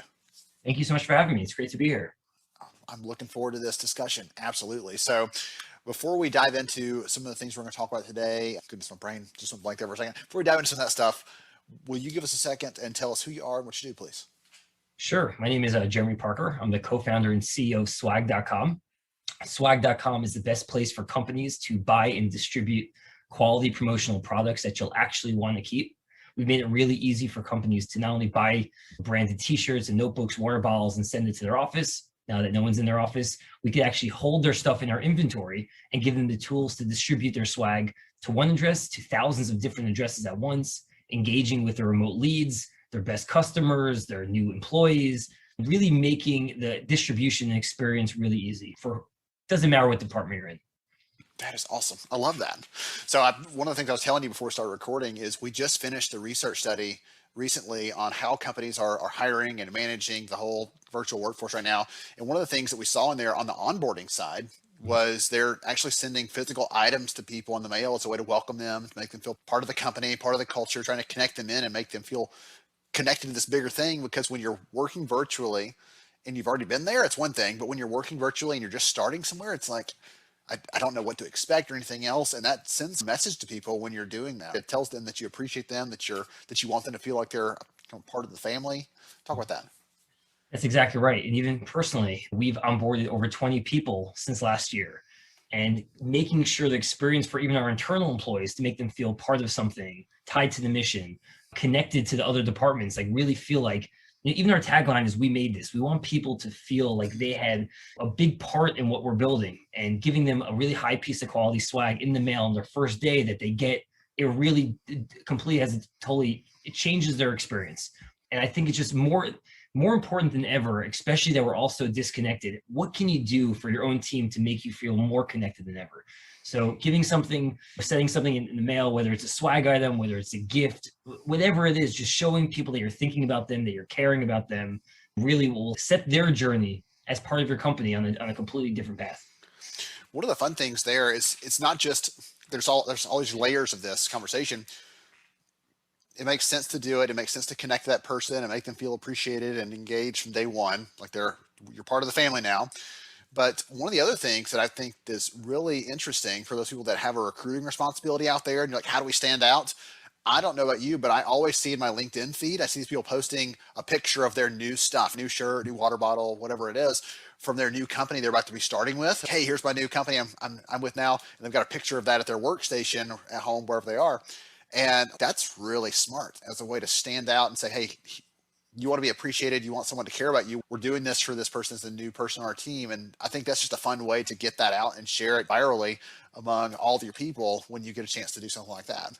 That's 100% right. And the challenge of it, and this is where it really comes to it, it's complicated in many ways. And talking to our customers before we launched this distribution platform, a lot of them were buying their swag, sending it to their office, sending it to their home address, having to package everything up themselves, reach out to all of their new hires, figuring out their t-shirt size, and packaging everything up together. So we try to make it just really effortless and streamlined. We have a giveaway functionality that's being used by some of the biggest companies in the world. Amazon just did something recently with us where they blasted out 5,000 links, and everyone who clicked on the link, it said, thanks so much for coming by my booth. Thanks so much for being a great customer. Thanks so much for being a great employee. Click on the link, select your t-shirt size, select which product you want, 3 out of 5, input your address, all speaks to our system, and we can distribute it for them. So really streamlining the experience for HR managers, office manager, team leaders, and at the same time, giving a really amazing experience for those recipients, whether it's your new onboarding, new hire, or your best customers or your leads. Anybody you really want to reward, this is a great way to do it. So I'm going to tell you, I need you to hold on to your seat for a second, because I'm going to tell you about how terrible, I've done all this manually in the past. You're talking about someone send it to their home. We used to have employees. The last HR job that I had, I was the HR leader, and we had employees at multiple job sites across the world. Actually, I wasn't shipping internationally, thank goodness, but across the US at least.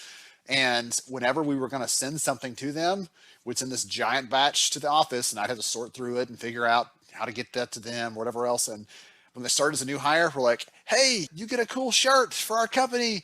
Go fill out this piece of paper and bring it back, and we'll fax it off, and then it'll show up in a couple weeks. And it was like the most awful experience you can imagine, and painful and annoying, and I hated it. Honestly, I'd wait till there was like a stack of them, and hey, I've been here for 3 months, where's my shirt? I just hate that process so much that I just let it sit there.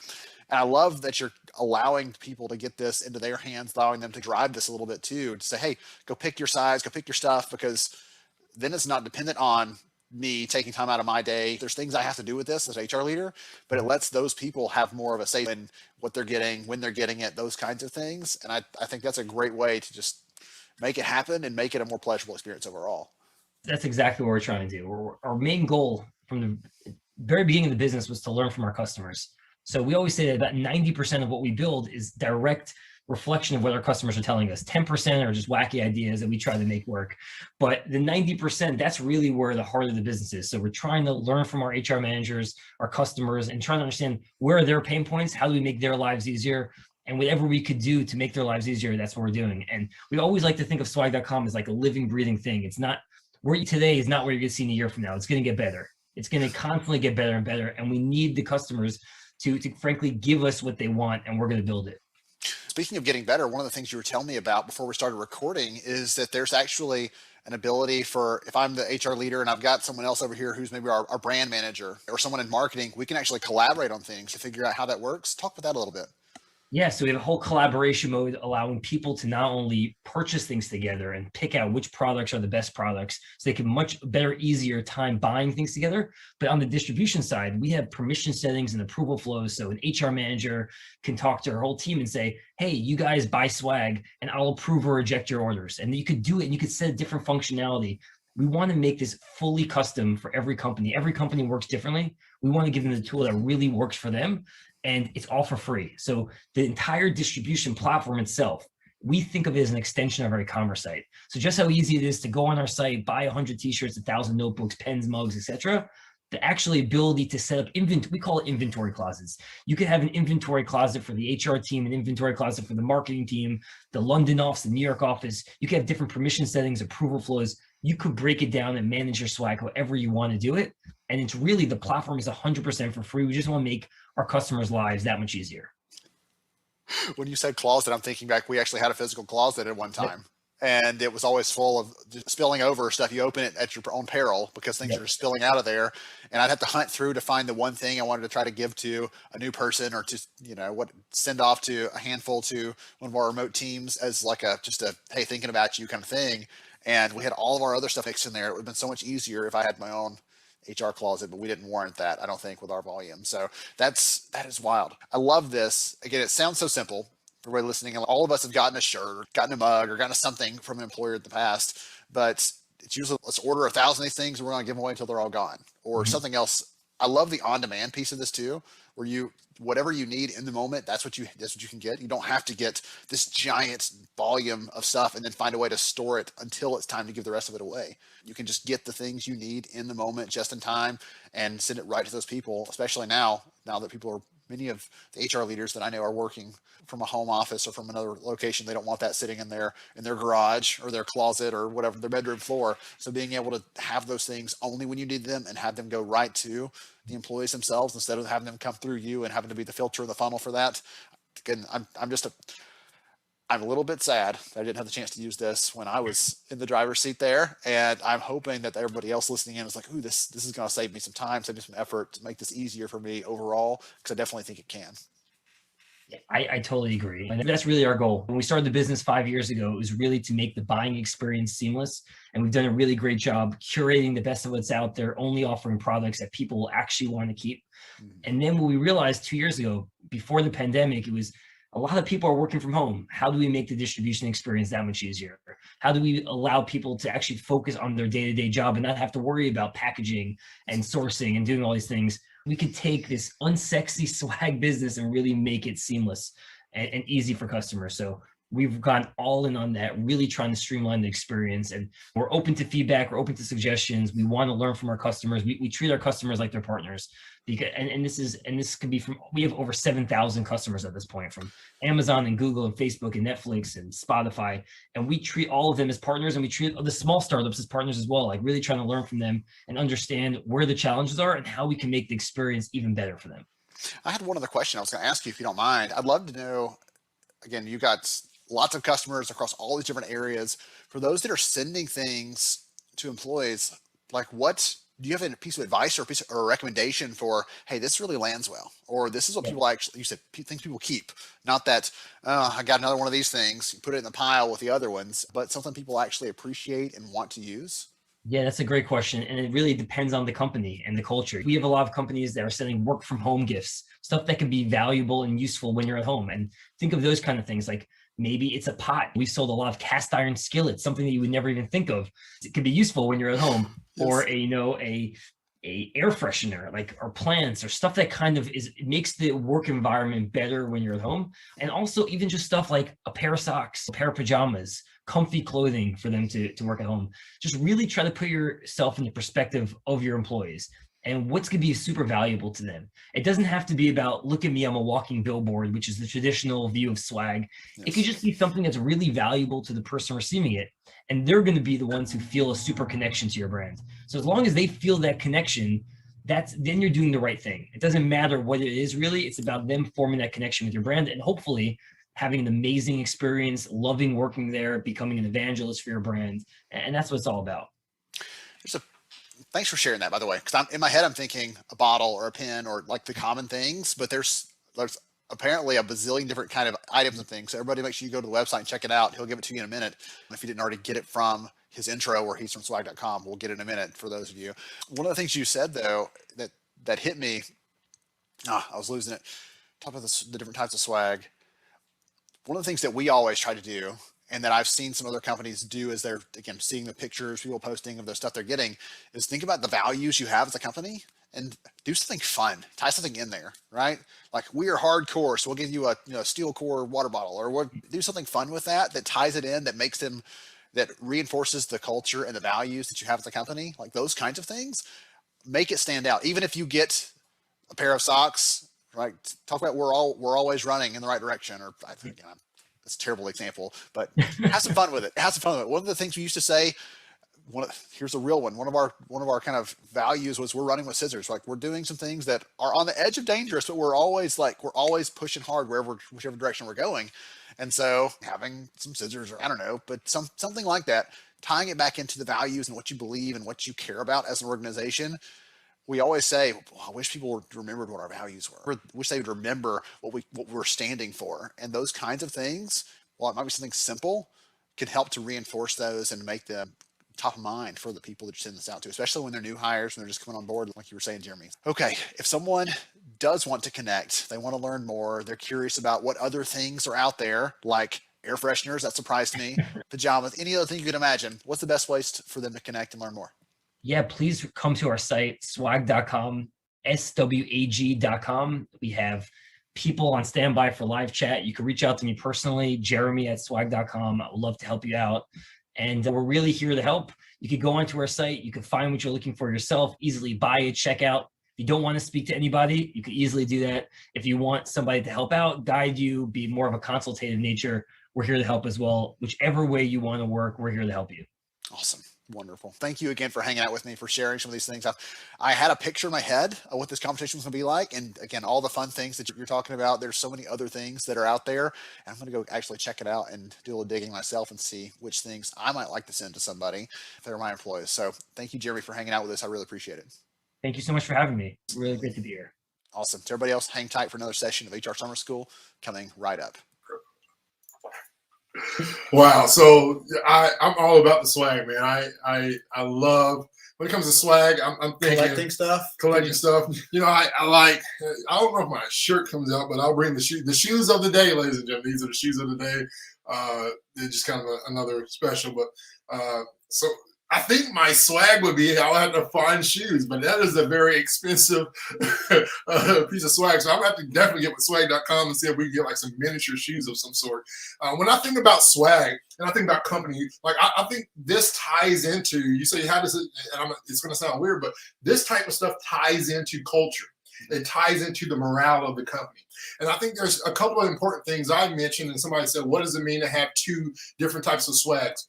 For our company, I believe your number one, and for all companies, I'll just make it a law. The number one law of customer is your number one customer is your team members, right? You may use the word employee, but your number one customer is your team members. If they don't believe and believe in that product or the whatever you're doing in your company, it's going to be hard to really push it. It's going to be hard to really sell it. It's going to be hard to provide it. Your number one customer is internal. So what does that swag look like? For me, swag may be shoes, or I love fun socks, right? So those things, Ben, maybe give them a computer chip with some data. Swag is important.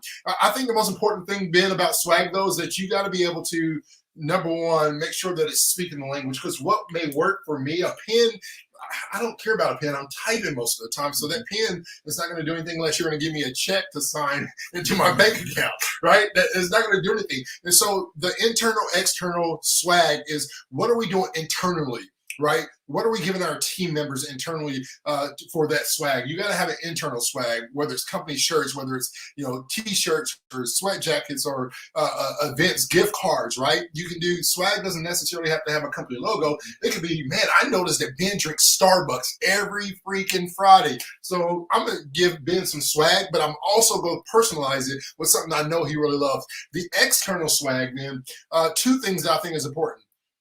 Get something that's going to make somebody say, man, I remember that company because of this, right? Somebody mentioned hot sauce, and I'm thinking, I will remember somebody who gave me some hot sauce because I have never received swag that had hot sauce in it. But I remember that. It's something different, right? A pen, a paper, notebooks, all these things are the same. The other thing that I believe is important is that your swag should always complement your business. Right. So for me, I'm invested in a wireless company where we fix phones and tablets and we sell them as well.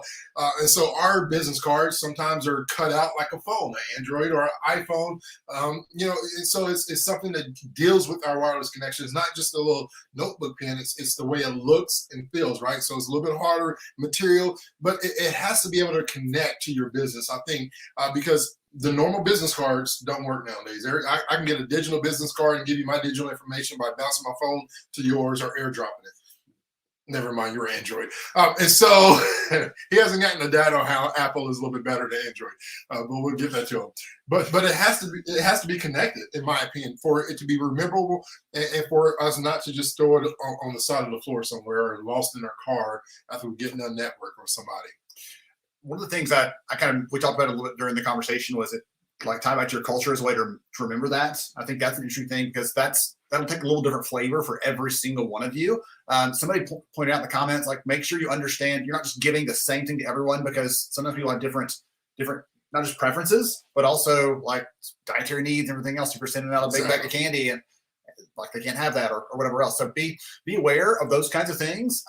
Speak their language. Yeah, speak their language. Be willing to understand what they're looking for. I mentioned in the comments, I think I had a friend, one of the things they used to do, just someone started one day and then everybody started doing it because they saw people liked it, but it was never like a company thing that the manager would say, hey, welcome, George. I'm so glad to have you here. Hey, what's your favorite drink? What's your favorite kind of, snack or candy or whatever else? And after George gets back from lunch on his first day at work, they're seeing on his desk are those two things that he said were his favorite. And it's just is that going to change everything? Does that break the budget? No, it's just a moment to say, I heard you, I appreciate you, and I recognize and understand that you have these unique preferences, Mr. I like coconut water or whatever else. Yeah. I don't know. You like Apple, iPhones, like you might like, I don't know. Yeah. Anyway, we're going to have the HR Summer School schoolyard fight in a little bit over I'm a lover, not a fighter, man. I'm just gonna hug you today. I'm just gonna hug you. I'll say this about this, and as we move on, when you talk about what's your favorite snack, what's your favorite, I think that's part of the process of the HR. Like when we say, hey, what's your shirt size? If you got company shirts and things of that nature, you should say, hey, what's your favorite snack? What do you love? Like, what do you enjoy to eat or drink? Because this is the value of it. When the morale of that person is down, whether it's because of business or personal, right? I've had a stressful weekend, family, maybe I lost a cat or a dog or a significant loved one in my family, I'm down, right? Seeing that simple Twix or Payday on my desk or brownies with Oreos in it. Now you're speaking my language. Yeah, a good glass of Arnold Palmer sweet tea and lemonade, like, it's those small things that comes out of nowhere, but you know that person is going through something, right? Bringing them a pen and a t-shirt may not speak their language, but if you say, hey, I know that you love this chocolate, it's a huge step. Well, I saw someone so we're talking about, like, I'm glad you brought the moments up because there are lots of moments that happen, right, in life, at work. It's not just this moment where you show up like, hey, we appreciate you today, but next week you'll forget that we appreciate you because we never show it again. Someone said, hey, when someone has a new baby, we give them something, right? Or just look for those little things. There's actually a phenomenal book. In addition to data, I'm the book nerd, as you can probably tell.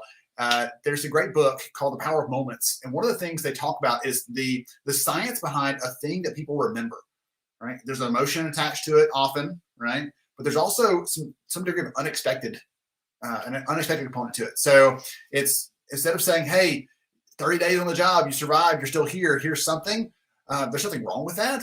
But if it's like, hey, we celebrate day 27 here because we just know that 27 days is hard. But have some fun with it, because people will remember, like, that can become your thing. You can, have a big 27th celebration with people that show up that day. I don't know what it is for your company, your culture. They're all a little different, unique, but finding that thing that connects with your people and makes them excited about that. And it makes you excited about it. I mentioned one of our core values at a company I worked with when I was the head of HR was create a fun and safe working environment. And I took that fun part seriously, if that makes any sense. We had an event every month that was something employee focused, and we let them kind of drive the agenda for those and pick the things they wanted. And like, we had costume contests, right? We had all kinds of crazy things, but people who wanted to participate, they got to, and they got the fruits and the benefits of that. Those that wanted to watch and just spectate and laugh alongside us and everybody else that was having some fun, they got the opportunity to do that too. But we let everybody participate as they wanted to. And that was just the fun of that. And so find the things that align with your culture. If you're a little more buttoned up and a little more straight-laced, that doesn't mean you can't do some of the things that we talked about here. Just find out how that fits in your space. Okay, so we're going to give some things away. So I asked George to go through the comments, find some people that were chiming in, we're weighing in and sharing and putting their heart out there, sharing some good ideas and things. And there are so many, by the way, tons of them. I want to see if I can get this shared up on screen for us. So that is not what I'm looking for. Let's see if I can do it. There we go.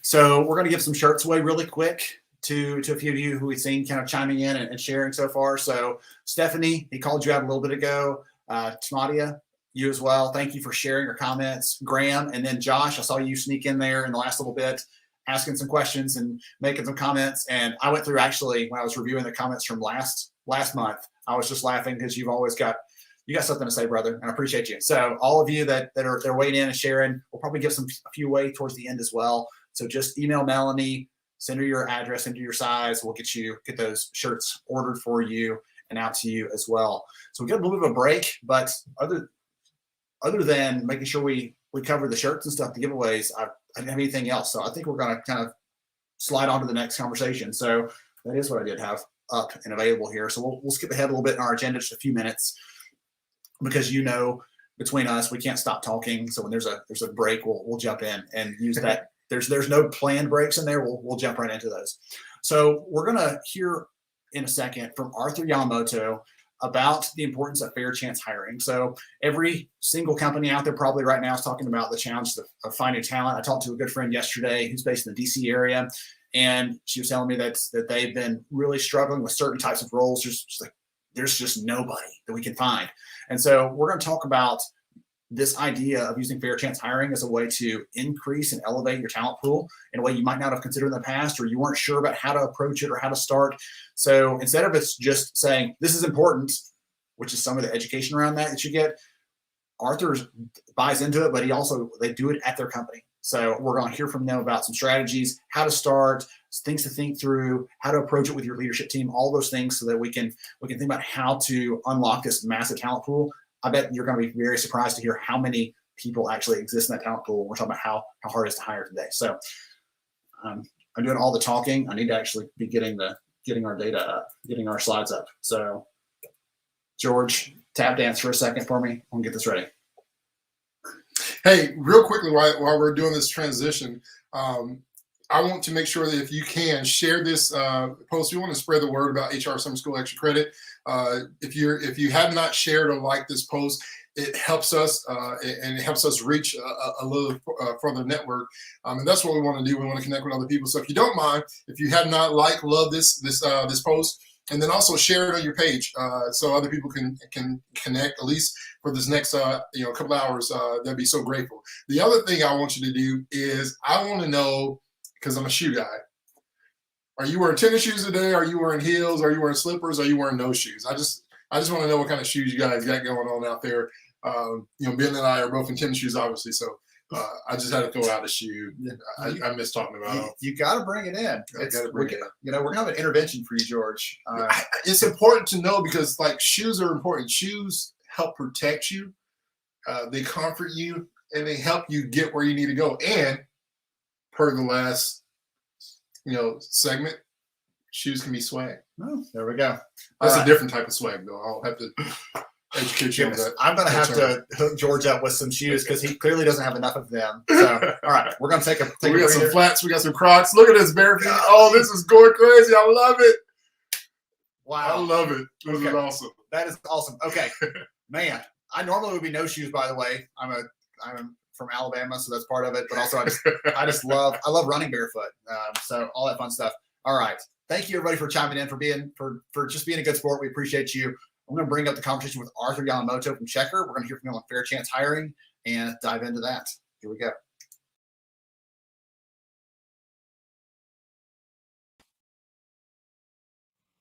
Hey everyone, welcome back to HR Summer School Extra Credit. We are so excited for this conversation today with Arthur Yamamoto from the team over at Checker.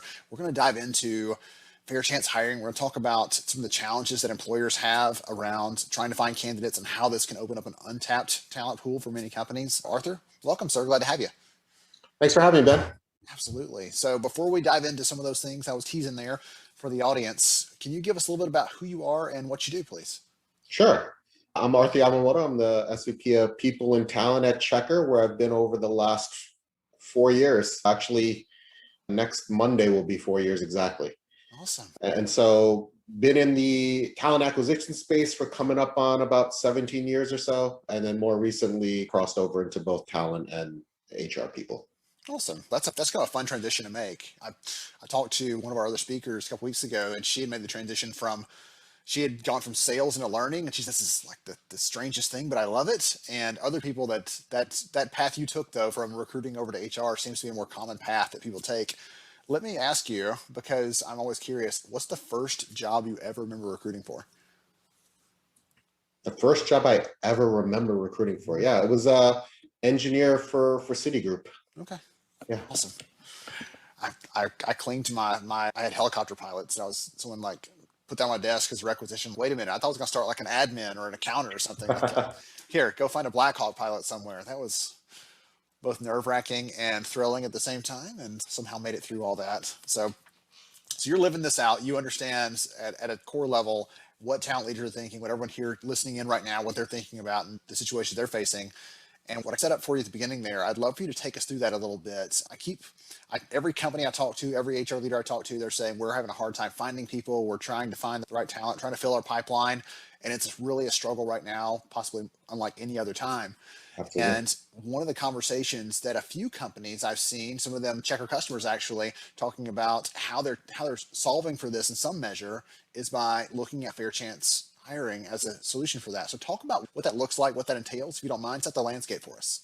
Yeah, I think for Checker, first and foremost, it just starts with our mission. And our mission is to bring fairness, to build a fair future. And I think in the building of Checker, our founders really found quickly that the background check industry is broken. And as a deeper look into that, really just understanding that the criminal justice system is broken, and it certainly disproportionately affects people of color, and then even folks who have served their time and shown signs of rehabilitation have all these barriers to entry when they're trying to get back to work. And so when you think about getting people back to work, or from just a simple talent acquisition perspective, finding candidates at the top of the funnel, you're really just narrowing your funnel if you're not including the fair chance talent, right? When you look at fair chance talent, we're talking about some numbers say about one in every three working age Americans have some sort of record or conviction on their background check. Upwards of 77, 80 million folks. It's a literal look to your left, look to your right. One of us has something on our record. And so to eliminate a third of the country from your potential employee workforce is obviously going to just narrow the pool quite a bit.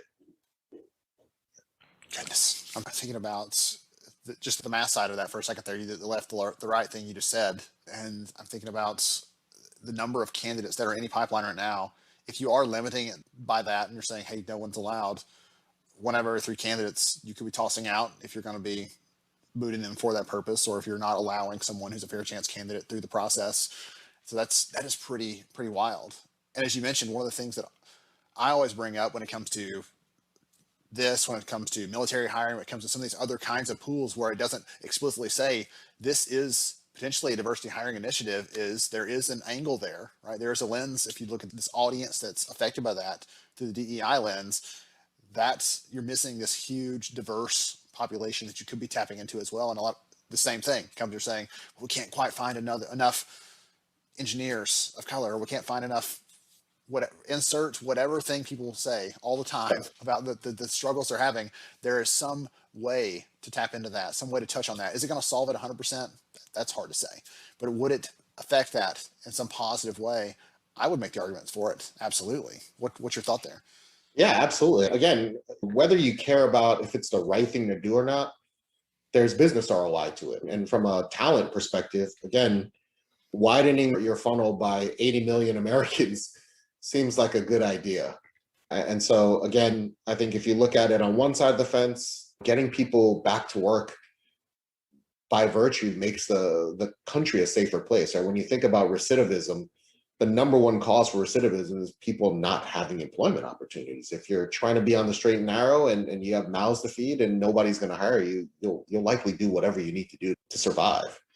And if you can get people back to work, then again, that keeps people out of that negative loop and really adds to the economy. We're talking about upwards of tens of billions, they say anywhere between 70 and 80 billion in lost GDP by keeping fair chance talent out of jobs. This is an incredible opportunity to pump the economy up, increase your top of the funnel, really meaningfully commit to D&I efforts as well.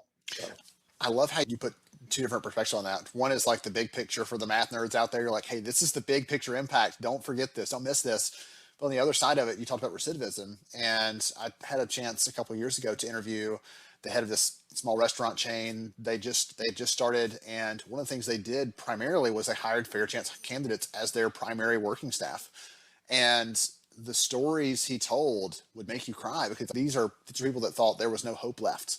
There was nothing left for them. And suddenly they have a connection. They have something that can not just keep them afloat, but keep them from having to go back to a life that's not the life they want to live. That's not their intent. But as you said, they sometimes have no other choice. And the stories he told have stuck with me all this time. And that's when I think about this, I think about some of the employees that he would show.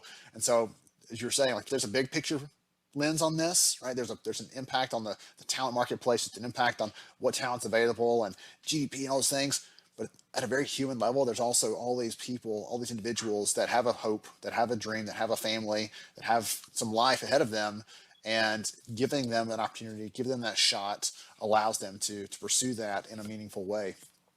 So one of the things I want to ask you is, I don't think there's anybody probably out there listening right now that's going to say, that's a bad idea. I don't agree with that. There may be some that have a policy or some other kind of requirement against it, but overall people are probably like, okay, yeah, that sounds great. I agree with Arthur, but now I've got to get everybody else to agree with me too. So what's the process for that? How do we go from that's a neat idea to we're doing it, whether it's we're going to dip our toe in the water and start doing it for a certain set of positions, or we're going to open it up entirely. We're going to make ourselves an organization that's friendly, that type of hiring practice. What's the best way to do that?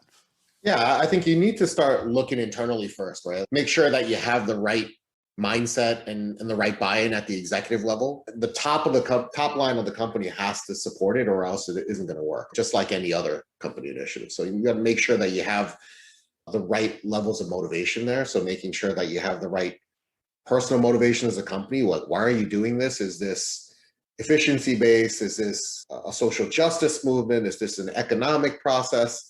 Is it all of the above? But make sure you understand why you're doing this. Making sure that you have the right systems in place to support folks, and everything from the right interview processes so that you're doing skills-based assessments rather than more traditional old school interview processes. Making sure that you have the right buy-in at the manager level to give people opportunities to learn and grow, just like you would anyone who may not have the exact skill set that you're looking for walking in the door. And that you're starting small. You want to make sure that you want to get the buy-in first. Again, make sure that people understand the motivations on what you're doing, and then get started. And like I said, start small. This is an issue that I think Checker has done a great job of starting internally currently. 4% of our workforce is fair chance, meaning they've been justice impacted in some way or another. And that percentages range between 4 and 7%, depending on how fast we've hired and how fast we've scaled. But we've seen the positive effects. We started small, we brought some folks on and really saw that, number one, they were incredibly successful. The retention rate was higher than our normal employee base. Third of our fair chance folks were getting promoted in the first 12 months. And then you just realize the human aspects of it, when you understand that when you give someone who's been marginalized an opportunity, they really reward you with their best effort. And they really bring their best every day. And they want to prove that whatever mistake they made in the past isn't what defines them. And there's an incredible story to be told there, and also just incredible rewards from a company perspective, right? Like I said, you're getting people's best efforts. I love that you shared the retention rate and some of those other stats, because that's one of the things I was going to say is if you're out there and you're listening, you're like, I'm not sure how to get the buy-in for this. Again, start small. You're not going all in. You're not putting all your chips on black and holding your fingers up and hoping for it.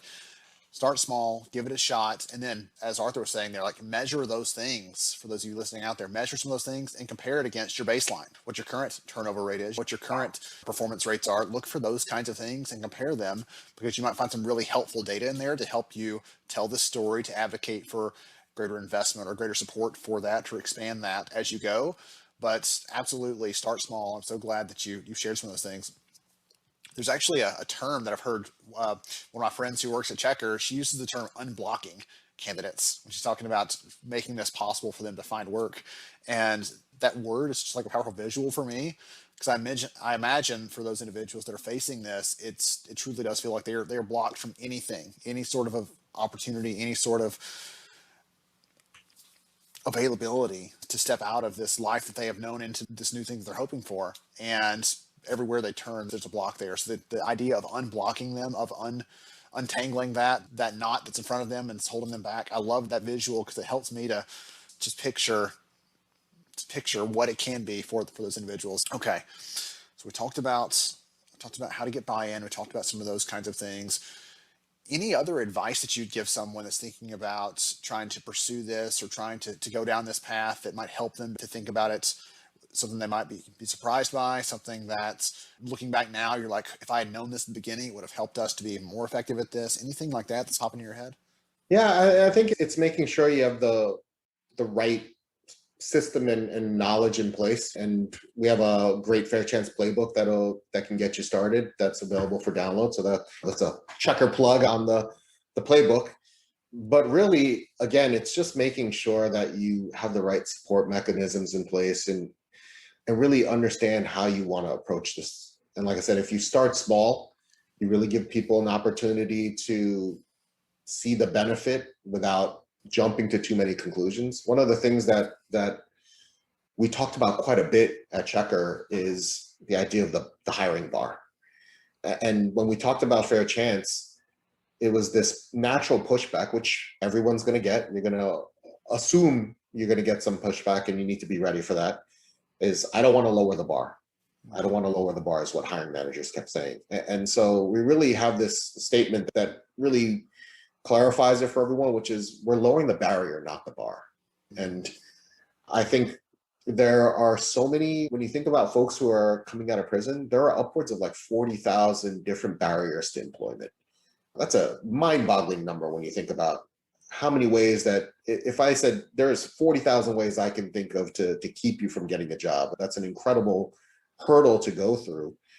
And at the end of the day, you don't need to sacrifice the bar. You just need to assess it in a different way, right? If you're looking for a comparable experience, that's a bias, right? If you're looking for what are the important competencies to get a job done, and if this person has these competencies and can show those examples in different ways, then again, you're lowering the barrier, not the bar, right? One of the easier ways to frame the Checker story is a popular consultant term. It's called the ADKAR framework: awareness, desire, knowledge, ability, and reinforcement. We think about it in those terms. Awareness, it's like really bringing the issue to light when you think about these staggering numbers, whether it's 77 million people, there's 10,000 folks a week returning from prison every week, and upwards of 80+ billion in revenues that's lost across the country. Making sure that you have the right internal desire. At Checker, we would go on prison visit trips, do different things to build connections and understand that even folks who are currently incarcerated, they're people. They're people that have different stories. They've made mistakes. They're accountable for their mistakes, and they're serving their time. And you really build this human connection, and it makes you understand, hey, this is bigger than just, let's just fill this job with a diverse candidate. There's a human being whose life we're really willing to change. On the desire side, then we're talking about knowledge. We made a lot of mistakes along the way and just trying to figure it out on our own. And we realized, hey, you don't have to just build your own knowledge base. There are tons of experts out there, whether it's community-based organizations, different programs who support these folks, and really reached out on them and leaned on them, not just to help build our program, to help work on this Fair Chance playbook we put out. Again, explore the knowledge that's out there, get the support from folks who are experts in the space. And then there's the ability piece, really thinking through our internal hiring practices, again, moving to more skills-based assessments, making sure we have the right tooling in place, which from a background check perspective, Checker has a lot of different tools, whether it's our assessment tools, our expungements tools, different things like that. And once we started to really work through that ability, we found our own voice and started thinking about how we can scale this out internally and how we can help other companies do this. And then the last piece is that reinforcement, right? And currently we have 4% of our workforce who are fair chance, but our goal has always been 5+%, and that hasn't changed. And obviously it's difficult when you're a fast growth company and you're just, by virtue, you're just hiring more people, so the number of your talent starts to shrink, your fair chance talent. And we're constantly iterating on what other partners we can work with, what other processes we can put in place. How can we maybe earmark headcount for our fair chance talent? And how do we develop programs so that we grow fair chance talent who aren't necessarily ready for the roles we want today, but maybe we will put the commitment into it and get them skilled up and get them put together from a skill and technical skill set perspective so that they can contribute for us in the future. And then from a product standpoint, continue to bake fairness into all of the different things we do. So I think if you go through all of these different steps and you focus on, again, starting small and really getting that internal buy-in, and then leaning it for external help on experts, I think you'll see some results fairly quickly. Goodness. There's so much good stuff there. I was going to say one of the things that popped out at me early on is you talked about looking at the individual as a person and not missing that. One of the key themes of the event, that the first part of the event that we held earlier in June, one of the key themes was compassion and really looking at people as people and thinking about them at a personal level. And I said one of the best things that's happened in the last year, and the world's been in chaos, but one of the best things that's happened is employers stopped just assuming because Arthur walks in and sits at his desk that Arthur is okay and healthy and his family is safe. And they stopped assuming all those things and they started actually asking the question and making sure and double checking. And that's a great side effect of all the other things that have happened. And it encourages us to think about people at the personal level, to think about with compassion and to have a heart. And I think that's this is an extension of those kinds of behaviors we've already started practicing in the last year. Is let's thinking about people not for what they've done. And the whole point, we could get into there's a whole society debate that's probably higher in our pay grade, but it's the point of someone serving time is to make up for what they've done, to pay back. And then they're supposed to be on an even keel when they step out to start making a new life for themselves. And yet, as you were saying, all these barriers that are there, let's continue to punish you. Let's continue to hold you down, keep you back, not allow you to take any sort of steps forward in your personal life. Even if you wanted to get away from that, the system's built against those people. So we have a chance to do that. We have a unique chance too, by the way. This isn't just someone who's doing marketing or someone who's in sales or someone who's in whatever role. Like, they don't always have those abilities to make those kind of changes like HR does, like a talent leader does. And so we have the chance to impact not just the organization and access that talent, as Arthur's talking about here, but we also have a chance to tap into this for the benefit of society as a whole, for the benefit of the nation, and support our communities and all those kinds of things. The people to benefit there are more than just that individual and the company there. So Yeah, many good and parts of beyond this. that, I just want to make sure that people understand there is tremendous benefit to your business as well when you have folks who are really willing to give you their 120%, right? Like you're giving them opportunities that they're being held away from, and they reward you with their best. And I truly mean that. It just sounds like lip service at times, but the stories alone, obviously, like you said, I can tell you a bunch of different stories, which they're not my stories to tell, so this is not the right forum for it, but they will bring you to tears. But beyond that, when you just look at the ROI of the folks that we've hired who are a fair chance, who again have been promoted, some have been promoted multiple times and have moved into different teams and continue to be some of our best performers. It's just an incredible positive interaction that we've had, right? Like I can only think of positive interactions that I've had. And really, again, outside of the reward the emotional reward you get for doing something that's good for society, the business reward can't be underscored. It's just really important to understand that this is a tremendous opportunity to increase the top of your funnel, really hire people who really want to work their hardest and give you their best and prove themselves. And it's also the right thing to do. So when you combine those things, it just seems like a given for me. Yes. The company I was talking about earlier, again, I don't have their permission to share their story right here, so I'm not going to call them out. But one of the things that they told me at the time was in the food service industry, if you look at the data from the Bureau of Labor Statistics, like their turnover is over 50% a year. It is always churning. And for this company that primarily was doing fair chance hiring, their turnover was in the low double digits, like 10% or so. And he said, this is unheard of. And all the competition's trying to come over and steal them away. And they don't want to go because they applied there and they turned them down. And now they're like, no, this is the one that took a chance on me. And now they're hitched for life is how he said those people feel like they're connected to them.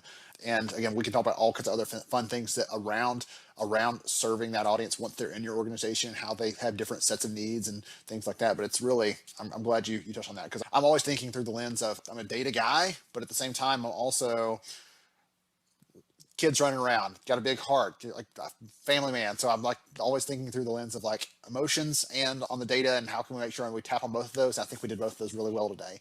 So you mentioned the playbook earlier. I'm going to make sure and get a link to that and share it in the chat right now so everybody can see that. You can go and download the Fair Chance Hiring Playbook that Arthur mentioned earlier, because it has some great tips, advice, suggestions, spinning off from this conversation to give you all some things to think through and some little framework to run on. Arthur, I really appreciate you for hanging out with us. This has been a great conversation, and I appreciate your insight and your time, sir. Really, thank you so much for having me. Yes, sir. Absolutely. To everybody else, hang tight for another session of HR Summer School coming right up. All right. So let's drop that comment off. So that was powerful, I feel like, right? We're learning about something that honestly most of us, I won't paint the broad brush, that I had never been exposed to. And so hearing not just Arthur and his team as advocates for this, but as actual practitioners how to do this, I think was really powerful. There was a comment I want to touch on before I get your take on this. Kate just asked a question in the chat a minute ago about, is there a way to do this where you actually hire someone or pay them while they are incarcerated? And there's a company out West Coast called Televerde that does that.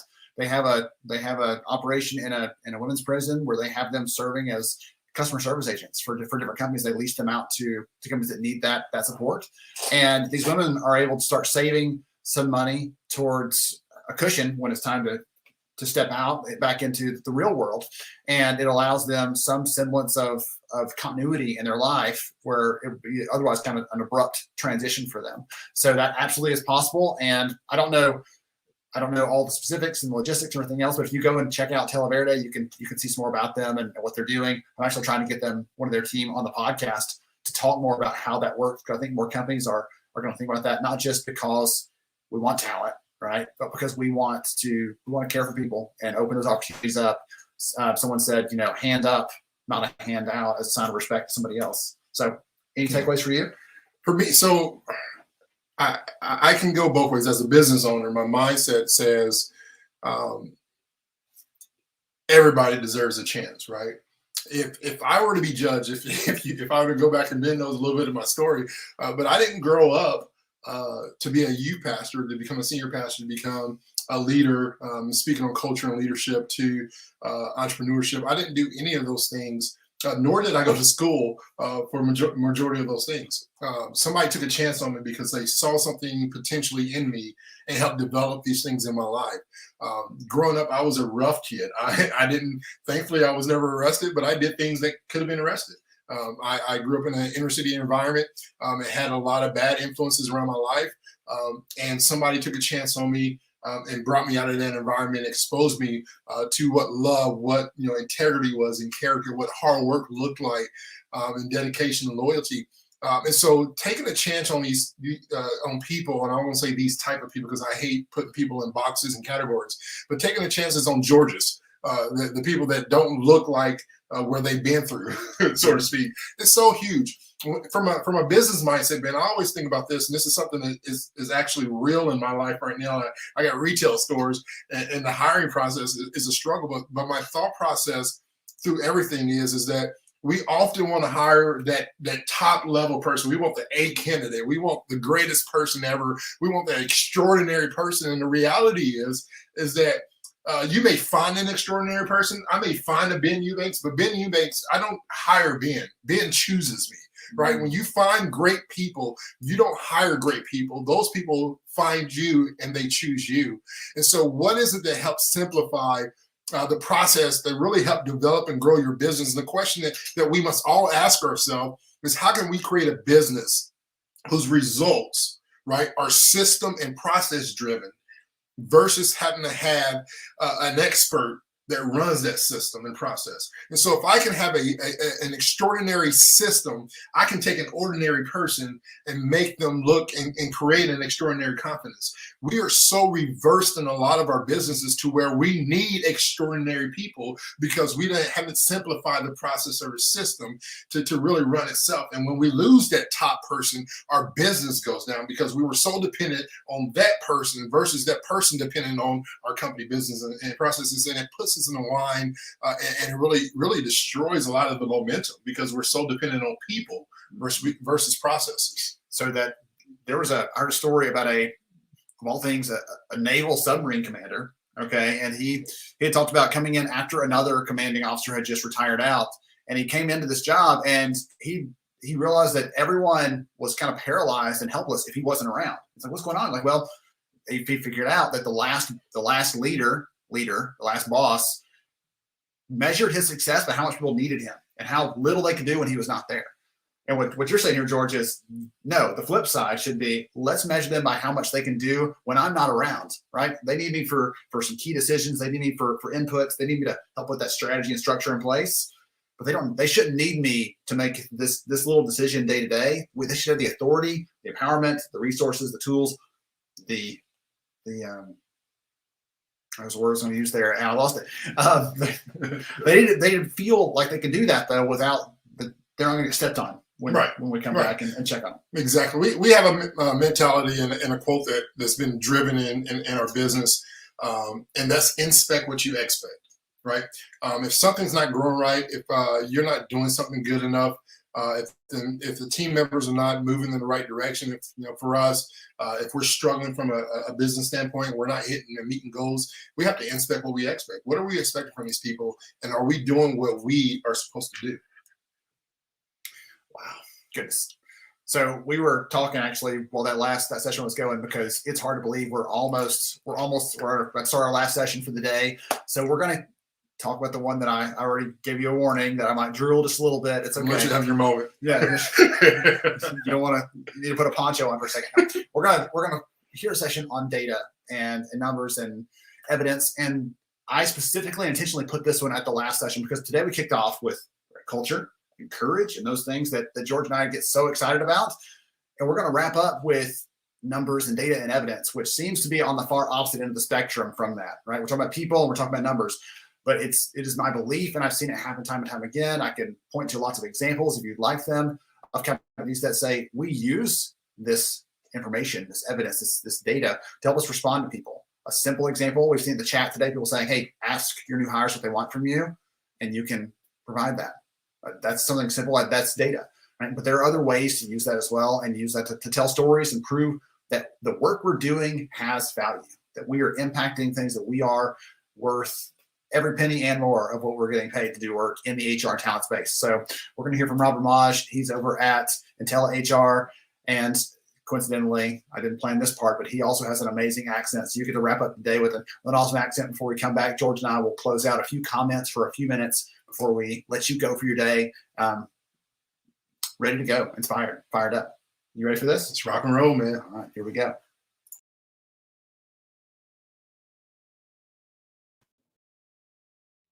Hey everyone, welcome back to HR Summer School. I am so glad to have you with us for another session, and this one I've been really looking forward to actually. I've been talking to the team at IntelliHR for a little while.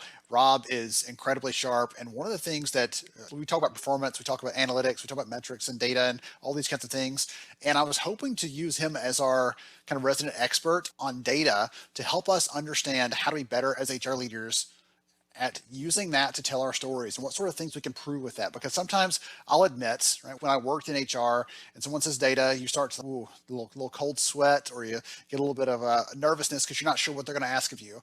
And the truth is we often have a lot of things at our fingertips. We just don't know the right questions to ask. We're not sure how to start. So I'm hoping to get some things out in the conversation, and all that setup leads into, hey, Rob, welcome. Glad to have you here. Great to be here, Ben. I'm really excited to have the chat. Absolutely. So before we get into some of those things I was teasing for the audience, would you take a minute or two and tell us who you are and what you do, sir? Sure. Yeah, Rob Ramage. I'm the founder of IntelliHR. We're a people management platform with a very big focus on data analytics and serving our customers up, I suppose, really opinionated analytics, but easy to use analytics. I think we've got about 32 different analytics pages in our platform covering all sorts of sort of key metrics and drivers of business success. Our goal is to give all the tools to collect information, to run HR and people management processes, but to then visualize it into meaningful, actionable sort of data. Yeah, unfortunately, you've got a data nerd on the other side here. We've made a living out in a platform to be the HR analyst and the data scientist for our customers, because it can be quite scary and a lot of people don't know where to start, like you said. We make it easy. Here's what you need to know, here's how you access it, and this is the value you can create for your organization. Okay, awesome. That's a great lead in. So what I want to ask you to start with, if you don't mind, is just give us some ideas, some examples of things that we can prove with the data we have. Obviously, there's obvious things, like we can prove what the turnover numbers are, we can prove things like that, but talk about some of the things that we can actually use that data to tell stories, to prove, in terms of when we're talking to other leaders in the business, we're trying to say something, instead of going with, here's how I feel, or I think this, here's what the data are telling us. Yeah, that's really interesting because you can go on multiple levels. So I've got a unique position in the sense that I'm a HR professional and I focus particularly around the data now for 20 odd years, but I'm also a CEO and a leader of a large organization. And so when I look at this, I look at it through both the lens of HR's role, but also the CEO.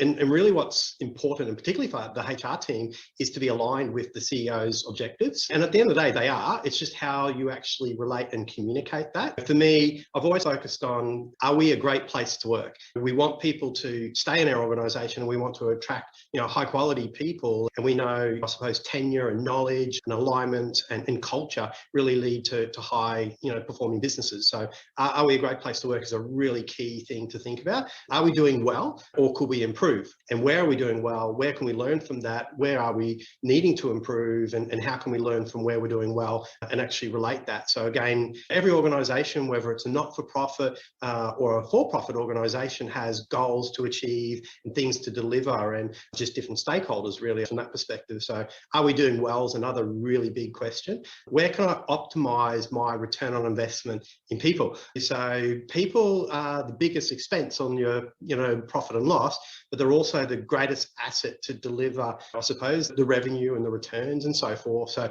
investing in your people is actually investing in your customers, but the growth of your organization. And so where can I optimize and think about that? And that can fall under the notion of workforce planning, but there's just so many opportunities to look across an organization for optimization. And then probably finally, and this brings in, I suppose, the risk people, but what risks do I have in my organization and how can I better understand them? And at the end of the day, we need to be making sure we're providing a safe work environment for our people and doing the things that we promise our customers that we are doing to make sure that we're looking after them appropriately as well. So risk and compliance, this is another sort of big thing.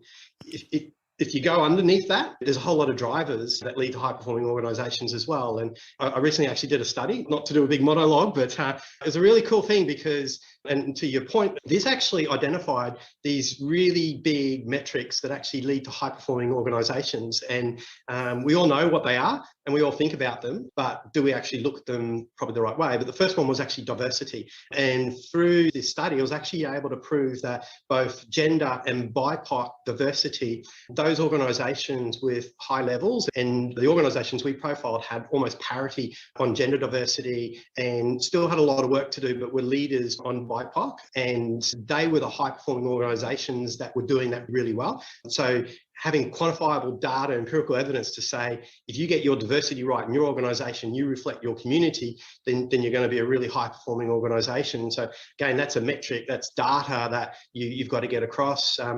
Employee Net Promoter Score, obviously linked a little bit to engagement, attachment, alignment, passionate about the organisation. But again, the ones that not only measured it, but performed really well, obviously did well. Digging in at that metric, what can we do to improve and where is the information in around, I suppose, our Employee Net Promoter Score that we can actually look at how we can improve what we're actually doing. Turnover, obviously, biggest cost in the business, not only in terms of productivity, but financial, but also culture. Organisations that manage that well and we're doing well, obviously we're high performing. Tenure is another one. Most businesses, I think through the onboarding cycle, it probably takes most people about 9 to 12 months to really get up to speed to performance. Over studies over time, I've seen peak performance for a team member is between 2 and 5 years of employment. Managing tenure and people through, I suppose, that employee life cycle is another key one. Goodness gracious, there are so many things in there. So that we could dive into. I want to go back to one of the first things you said because I don't want to get lost in some of the other examples and metrics and things you just gave. Something as simple as saying, "Are we doing well?" We never stop to ask questions like that, or what can we improve? Questions like that are open-ended, and again, we use words kind of scary a couple times, but it's almost too hard to wrap your head around. It feels like you're asking this question, and there's a billion variables at your fingertips. The truth is there are probably a handful of things like you were talking about, tenure or ENPS or turnover, or you can ask it around some of those specific things and really start paying attention to those, because it can feel like, one of the ways I put it is, if you're one of those companies that hasn't done a lot of measuring in the past, and for those of you listening in, right, feel free to chime in, tell us what metrics you use or things you report to your leadership, because I'd be curious to see that in the chat. But it feels like if you're over here and you haven't really started yet, you're looking across this chasm and everyone who's over there, they're already measuring and they're already reporting, and how do I get there? I'm not sure like how to make that leap. But as you were just saying, Rob, it's start with a few of those. You don't have to start with all of them. Pick one that's important to your leadership team and start with that, report on that, share that, understand how you're doing against your baseline, and then work to improve it. Is that the kind of advice that you would give someone that's just thinking like, how do I start? Absolutely. And the starting place is, where are we now? It's not so much about what everyone else is doing in the first instance, but what are those things that are actually important to us as an organisation and us as a culture, and also the environment that we actually want to create for the people that we employ and look after in our organisation. If you start there, that's got to be the easiest thing. Digging down below that, it's then looking, for simple metrics. And Employee Net Promoter Score, it's got to be the most easiest one to capture information. We actually do it in our organisation on a quarterly basis, and the feedback that comes through there is absolutely fantastic sometimes. We've had a run lately that the coffee machine is broken, and that was making people happy. That aside, incredibly valuable information that comes through, and even just actually asking the questions and then responding to those actually creates a totally different sort of culture within your organisation, from trust and transparency and so forth. But that's a simple place to start from a metric perspective in around, I suppose, our workplace. I'm going to ask you to take one step back for a second. And you and I are talking about this. We are steeped in it because you and I are, again, data nerds, admittedly, self-professed. ENPS, will you explain that to the audience and make sure they understand what that is and how that works as far as a rating scale? Because, again, for people in marketing, they know what NPS is. For some people that measure it, they know what ENPS is. But I think there's probably some people listening, that's a new term for them. Yeah, sure. So essentially you've got the marketing concept, which is Net Promoter Score, and it's asking people, would they recommend or refer your organization to friends, colleagues and family, so to speak. So it's actually looking at a direct correlation to, how they feel about promoting the organization, almost like Net Promoter Score, obviously, from that perspective. On the rating, and it's scientifically proven, and I suppose it's a nice sort of metric there, but if you rate between a 1 and a 6 out of 10, you're considered a detractor.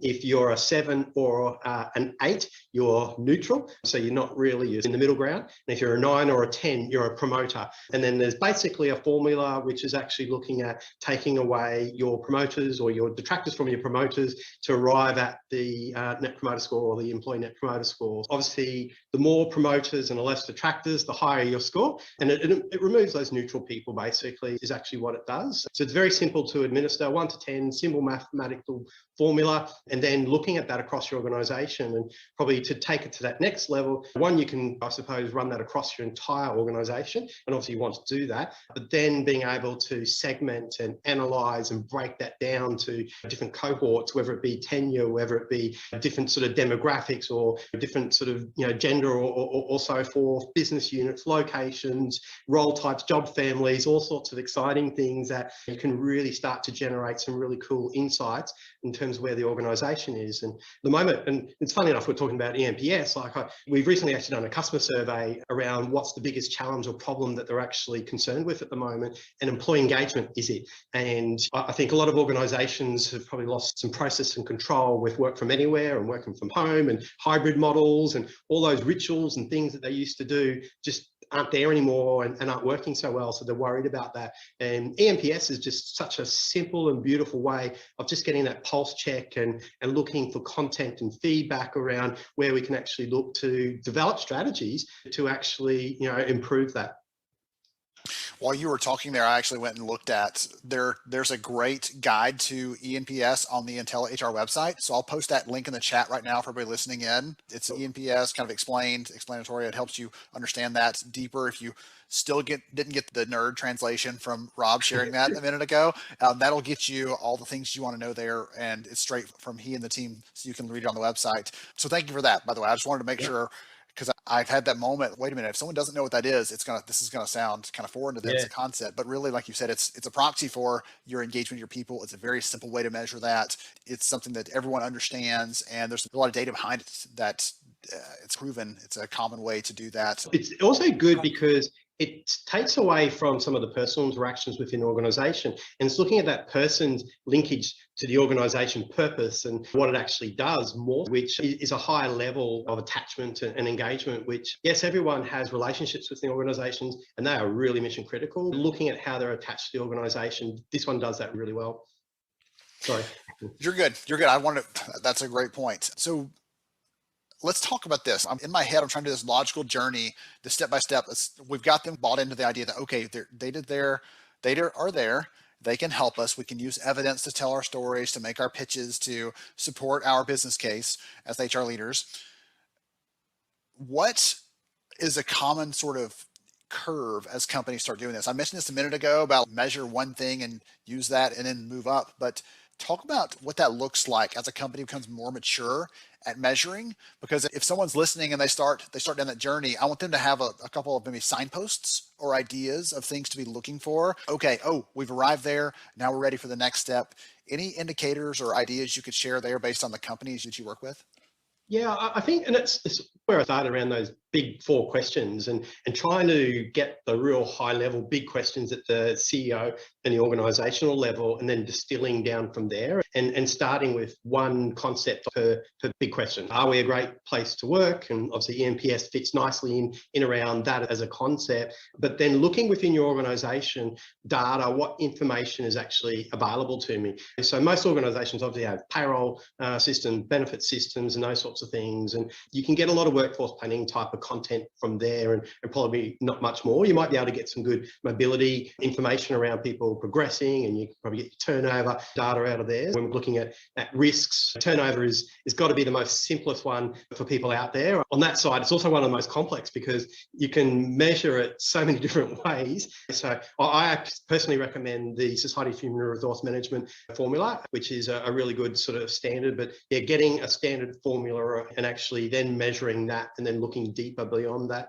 But yeah, it is building out more metrics and then going deeper in terms of probably how you actually collect that information and how you then enrich that information. So turnover from payroll gives you a statistic, exit surveys gives you more qualitative information around, I suppose, being able to generate insights as to what's actually coming out of those turnover calculations.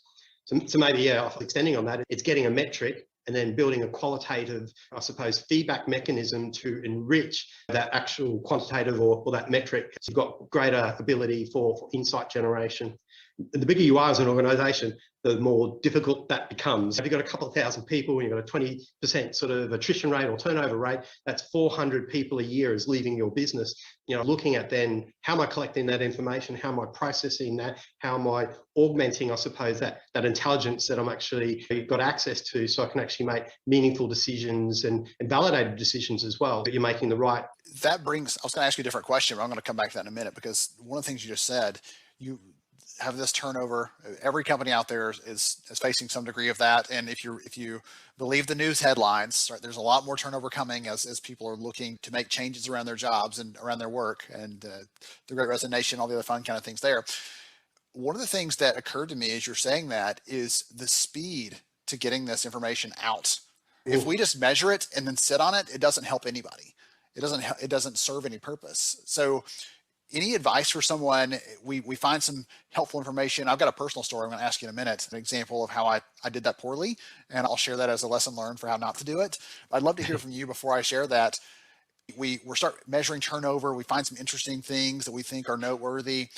What do we do? Who do we share that with? What's the next step beyond just measuring?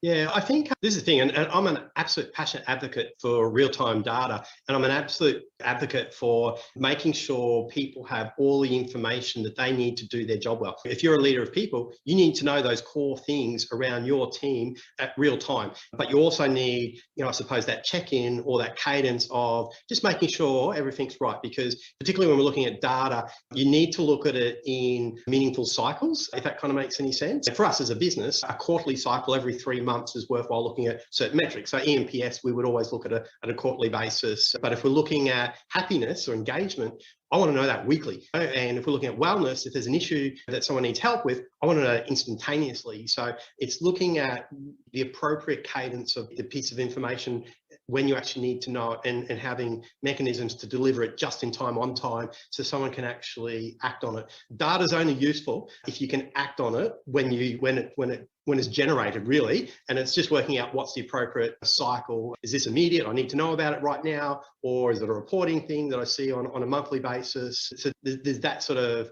work I think that HR teams need to look at. We're massive advocates, all managers having access to all analytics that are important to them. So self-service, but mechanisms of serving things out in real time. So, they've got their finger on the pulse and can act as they need to. I actually talked with a recruiting leader this morning, and he showed me the dashboard that he uses to keep all of his hiring managers aligned with the recruiting team. And it's a beautiful thing, because he said at any one time they can come in, and by the end of the day, every day, our recruiting team updates where they are, what status is on all these different requisitions that are open, so they can see at any one moment what's happening. And there's no, hey, I haven't heard back from you. What's the status? It's all clear, and it creates this foundation of they have better and more targeted, more focused conversations, more productive conversations, because there's less of this, what's going on? I feel like I'm lost. I feel like I'm out of touch with things. All that is taken care of by having that data accessible in real time, like you're talking about, so that when they do come together, it's let's get right to the meat of this thing we need to really tackle together. it's keeping everybody on the same page. And if anything, particularly now that we're distributed workforces, how do we actually share information and how can we collaborate better and communicate better is got to be the key thing. And yes, it is how you interact on a day-to-day basis with people, but then there are those things we used to just do naturally when we see somebody that don't happen anymore. So how do we actually help facilitate that? And again, data is the answer. And obviously you're talking to the wrong person, I'm going to be very biased, but how do you actually set up those safeguards where you know that if there's something you need to do, it comes to you straight away? It's really about, and for us, like we have a weekly analytics highlights that go out to managers around business sentiment in their teams, team happiness, and wellness as well. If there's an issue there, it never gets missed. But when that actually, I suppose, surfaces, it gets alerted straight away as well. There's that sort of, here's the information, act on it, and hey, here's a reminder, this is how everything is actually going, and keeping them in that real strong sort of cadence, which is important. Oh, goodness. I'm having so much fun with this, and I feel like we could talk about analytics for as long as the audience would let us, which may have an actual limit on it. I've got one more question for you before we start to wrap up. You've given a lot of pieces of advice in the conversation today. You've recommended different things. Here's some different things to measure. Here's some ways to look at it. Here are things to do next after you've started measuring.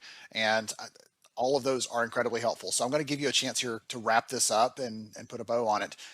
Anything you want to reiterate, or anything that you didn't say that you think is important or critical for someone to be thinking about or to know as everyone's going to walk out of this session with us fired up about measuring things because they know it's possible and they have some ideas. I'm excited about that. But any last pieces of wisdom or advice you might want to give them before we wrap this up?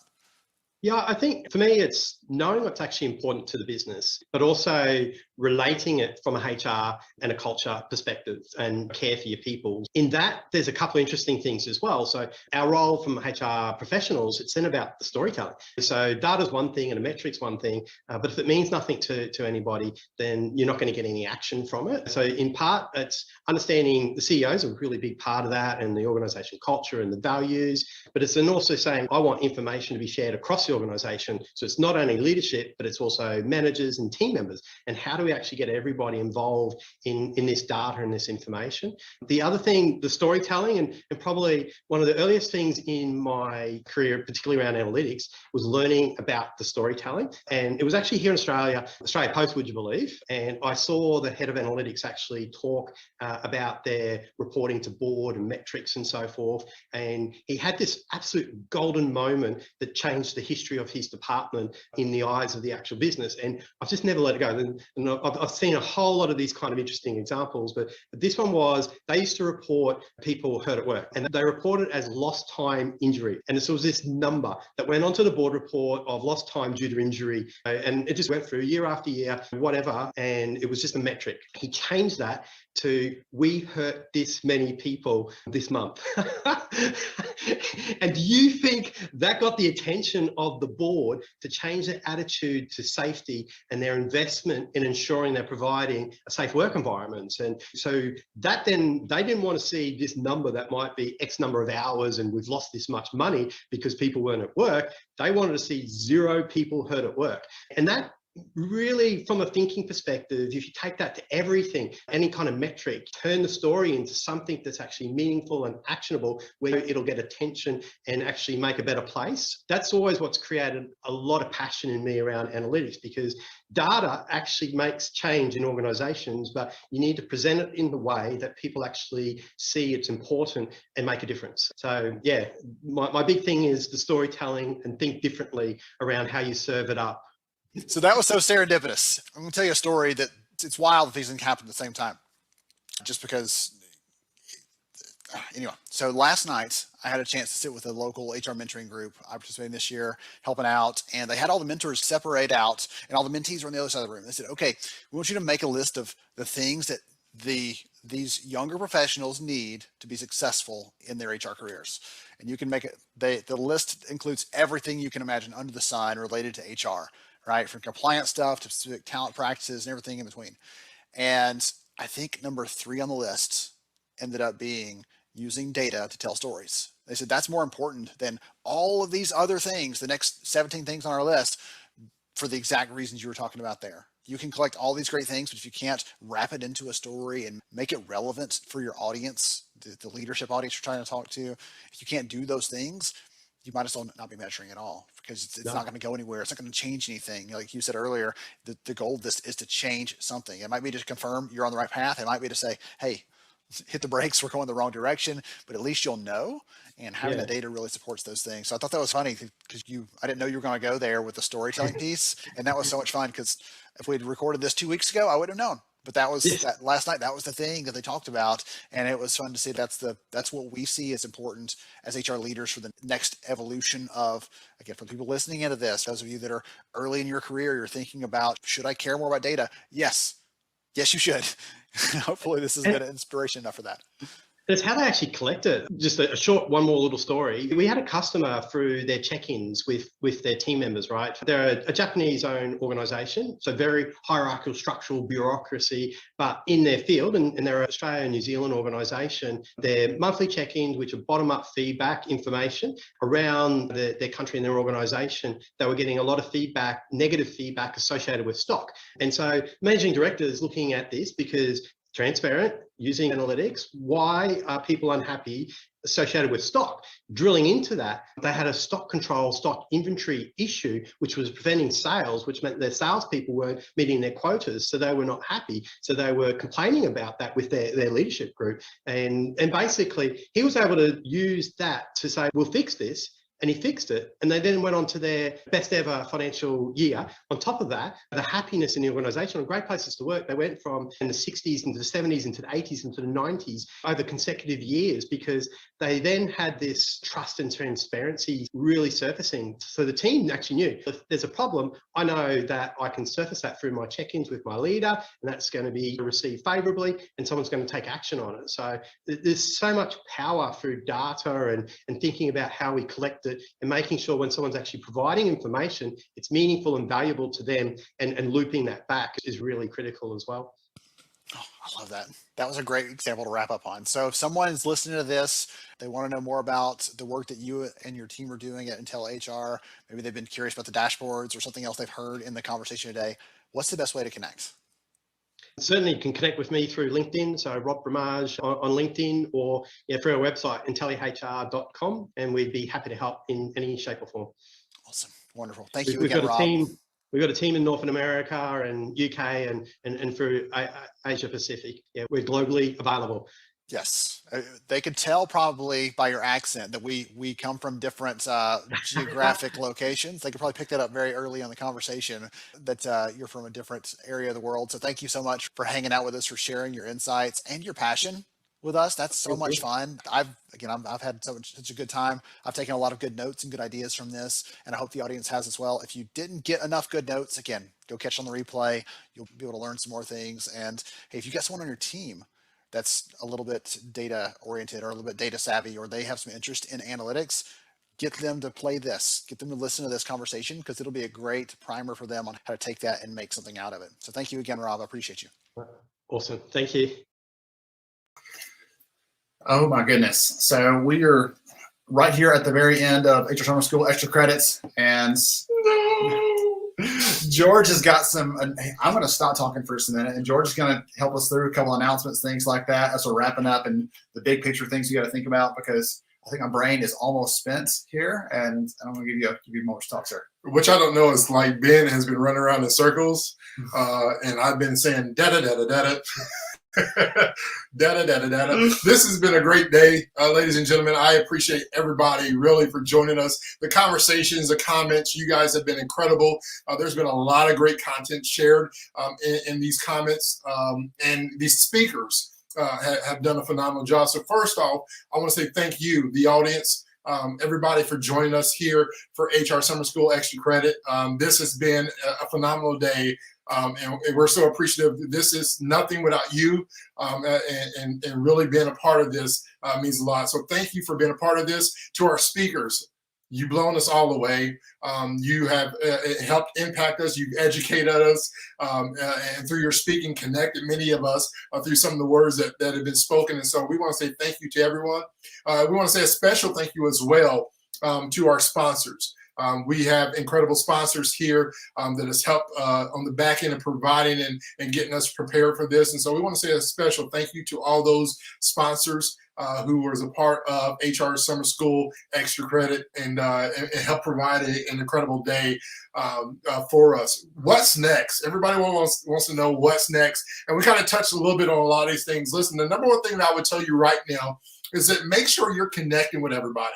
If you have not connected with myself or Ben, we encourage you to please do so, not to necessarily put our numbers up, but Ben is always posting great content. He's got a great podcast that he's posted out as well.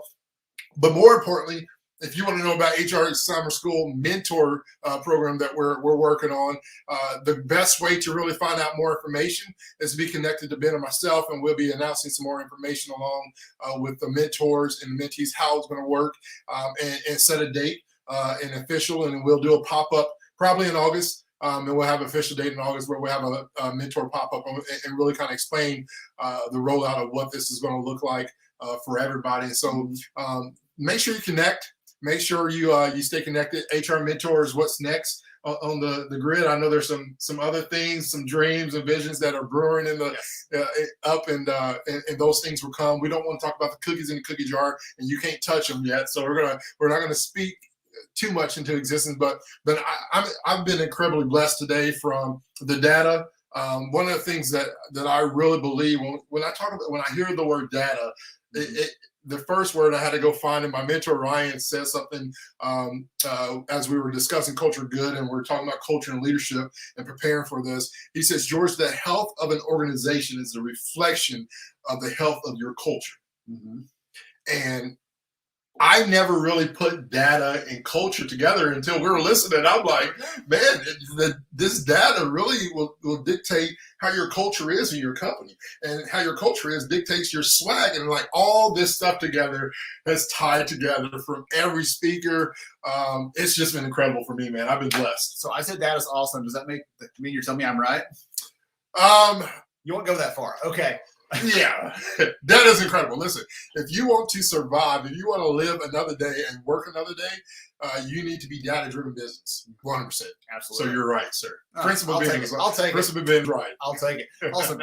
So I saw this come to the chat a couple times in the last hour or so, and a few minutes ago I saw it again. Someone's like, hey, what's George's last name? Everybody knows Ben's last name. George Rogers. So if you want to, again, connect with him on LinkedIn, if you haven't already. He is somebody that I obviously respect, appreciate. He's an incredible man and leader, and someone who I look up to. So if you don't follow him yet, you're missing out. Definitely connect with him. Thank you, everybody, for hanging out with us again. We appreciate you, every single one of you, for commenting, for sharing, for joining us. Some people said that they share this with their team at their company, like, hey, you guys need to be plugged into this because this is valuable stuff. So thank you for that. You can do that for the replay too. They might not have caught us live, but they'll catch the replay. We will be sending out information on credits, 2.5 hours for this session. And again, if you joined us today and you were not here for the beginning back in June for the 7.5 hours, 3-day sessions, we have that available on demand. You can go back and watch that and get your credits for that too. So watch for an email coming. If you're not signed up somewhere, you just happen across us today, or someone said, hey, here's a link, make sure you're signed up on the hrsummerschool.org website. Make sure we have your information so we can send you the information on credits and get that set for you. So thank you to all of you. Appreciate you so much. You are valuable. You're doing great work, and we appreciate the opportunity to share and serve alongside you. George, thank you, sir, for joining me. You allowed me to, I guess, join you. It's been such an amazing experience. I appreciate you. I appreciate you, man. It's been a great opportunity. Everybody, so long until next time.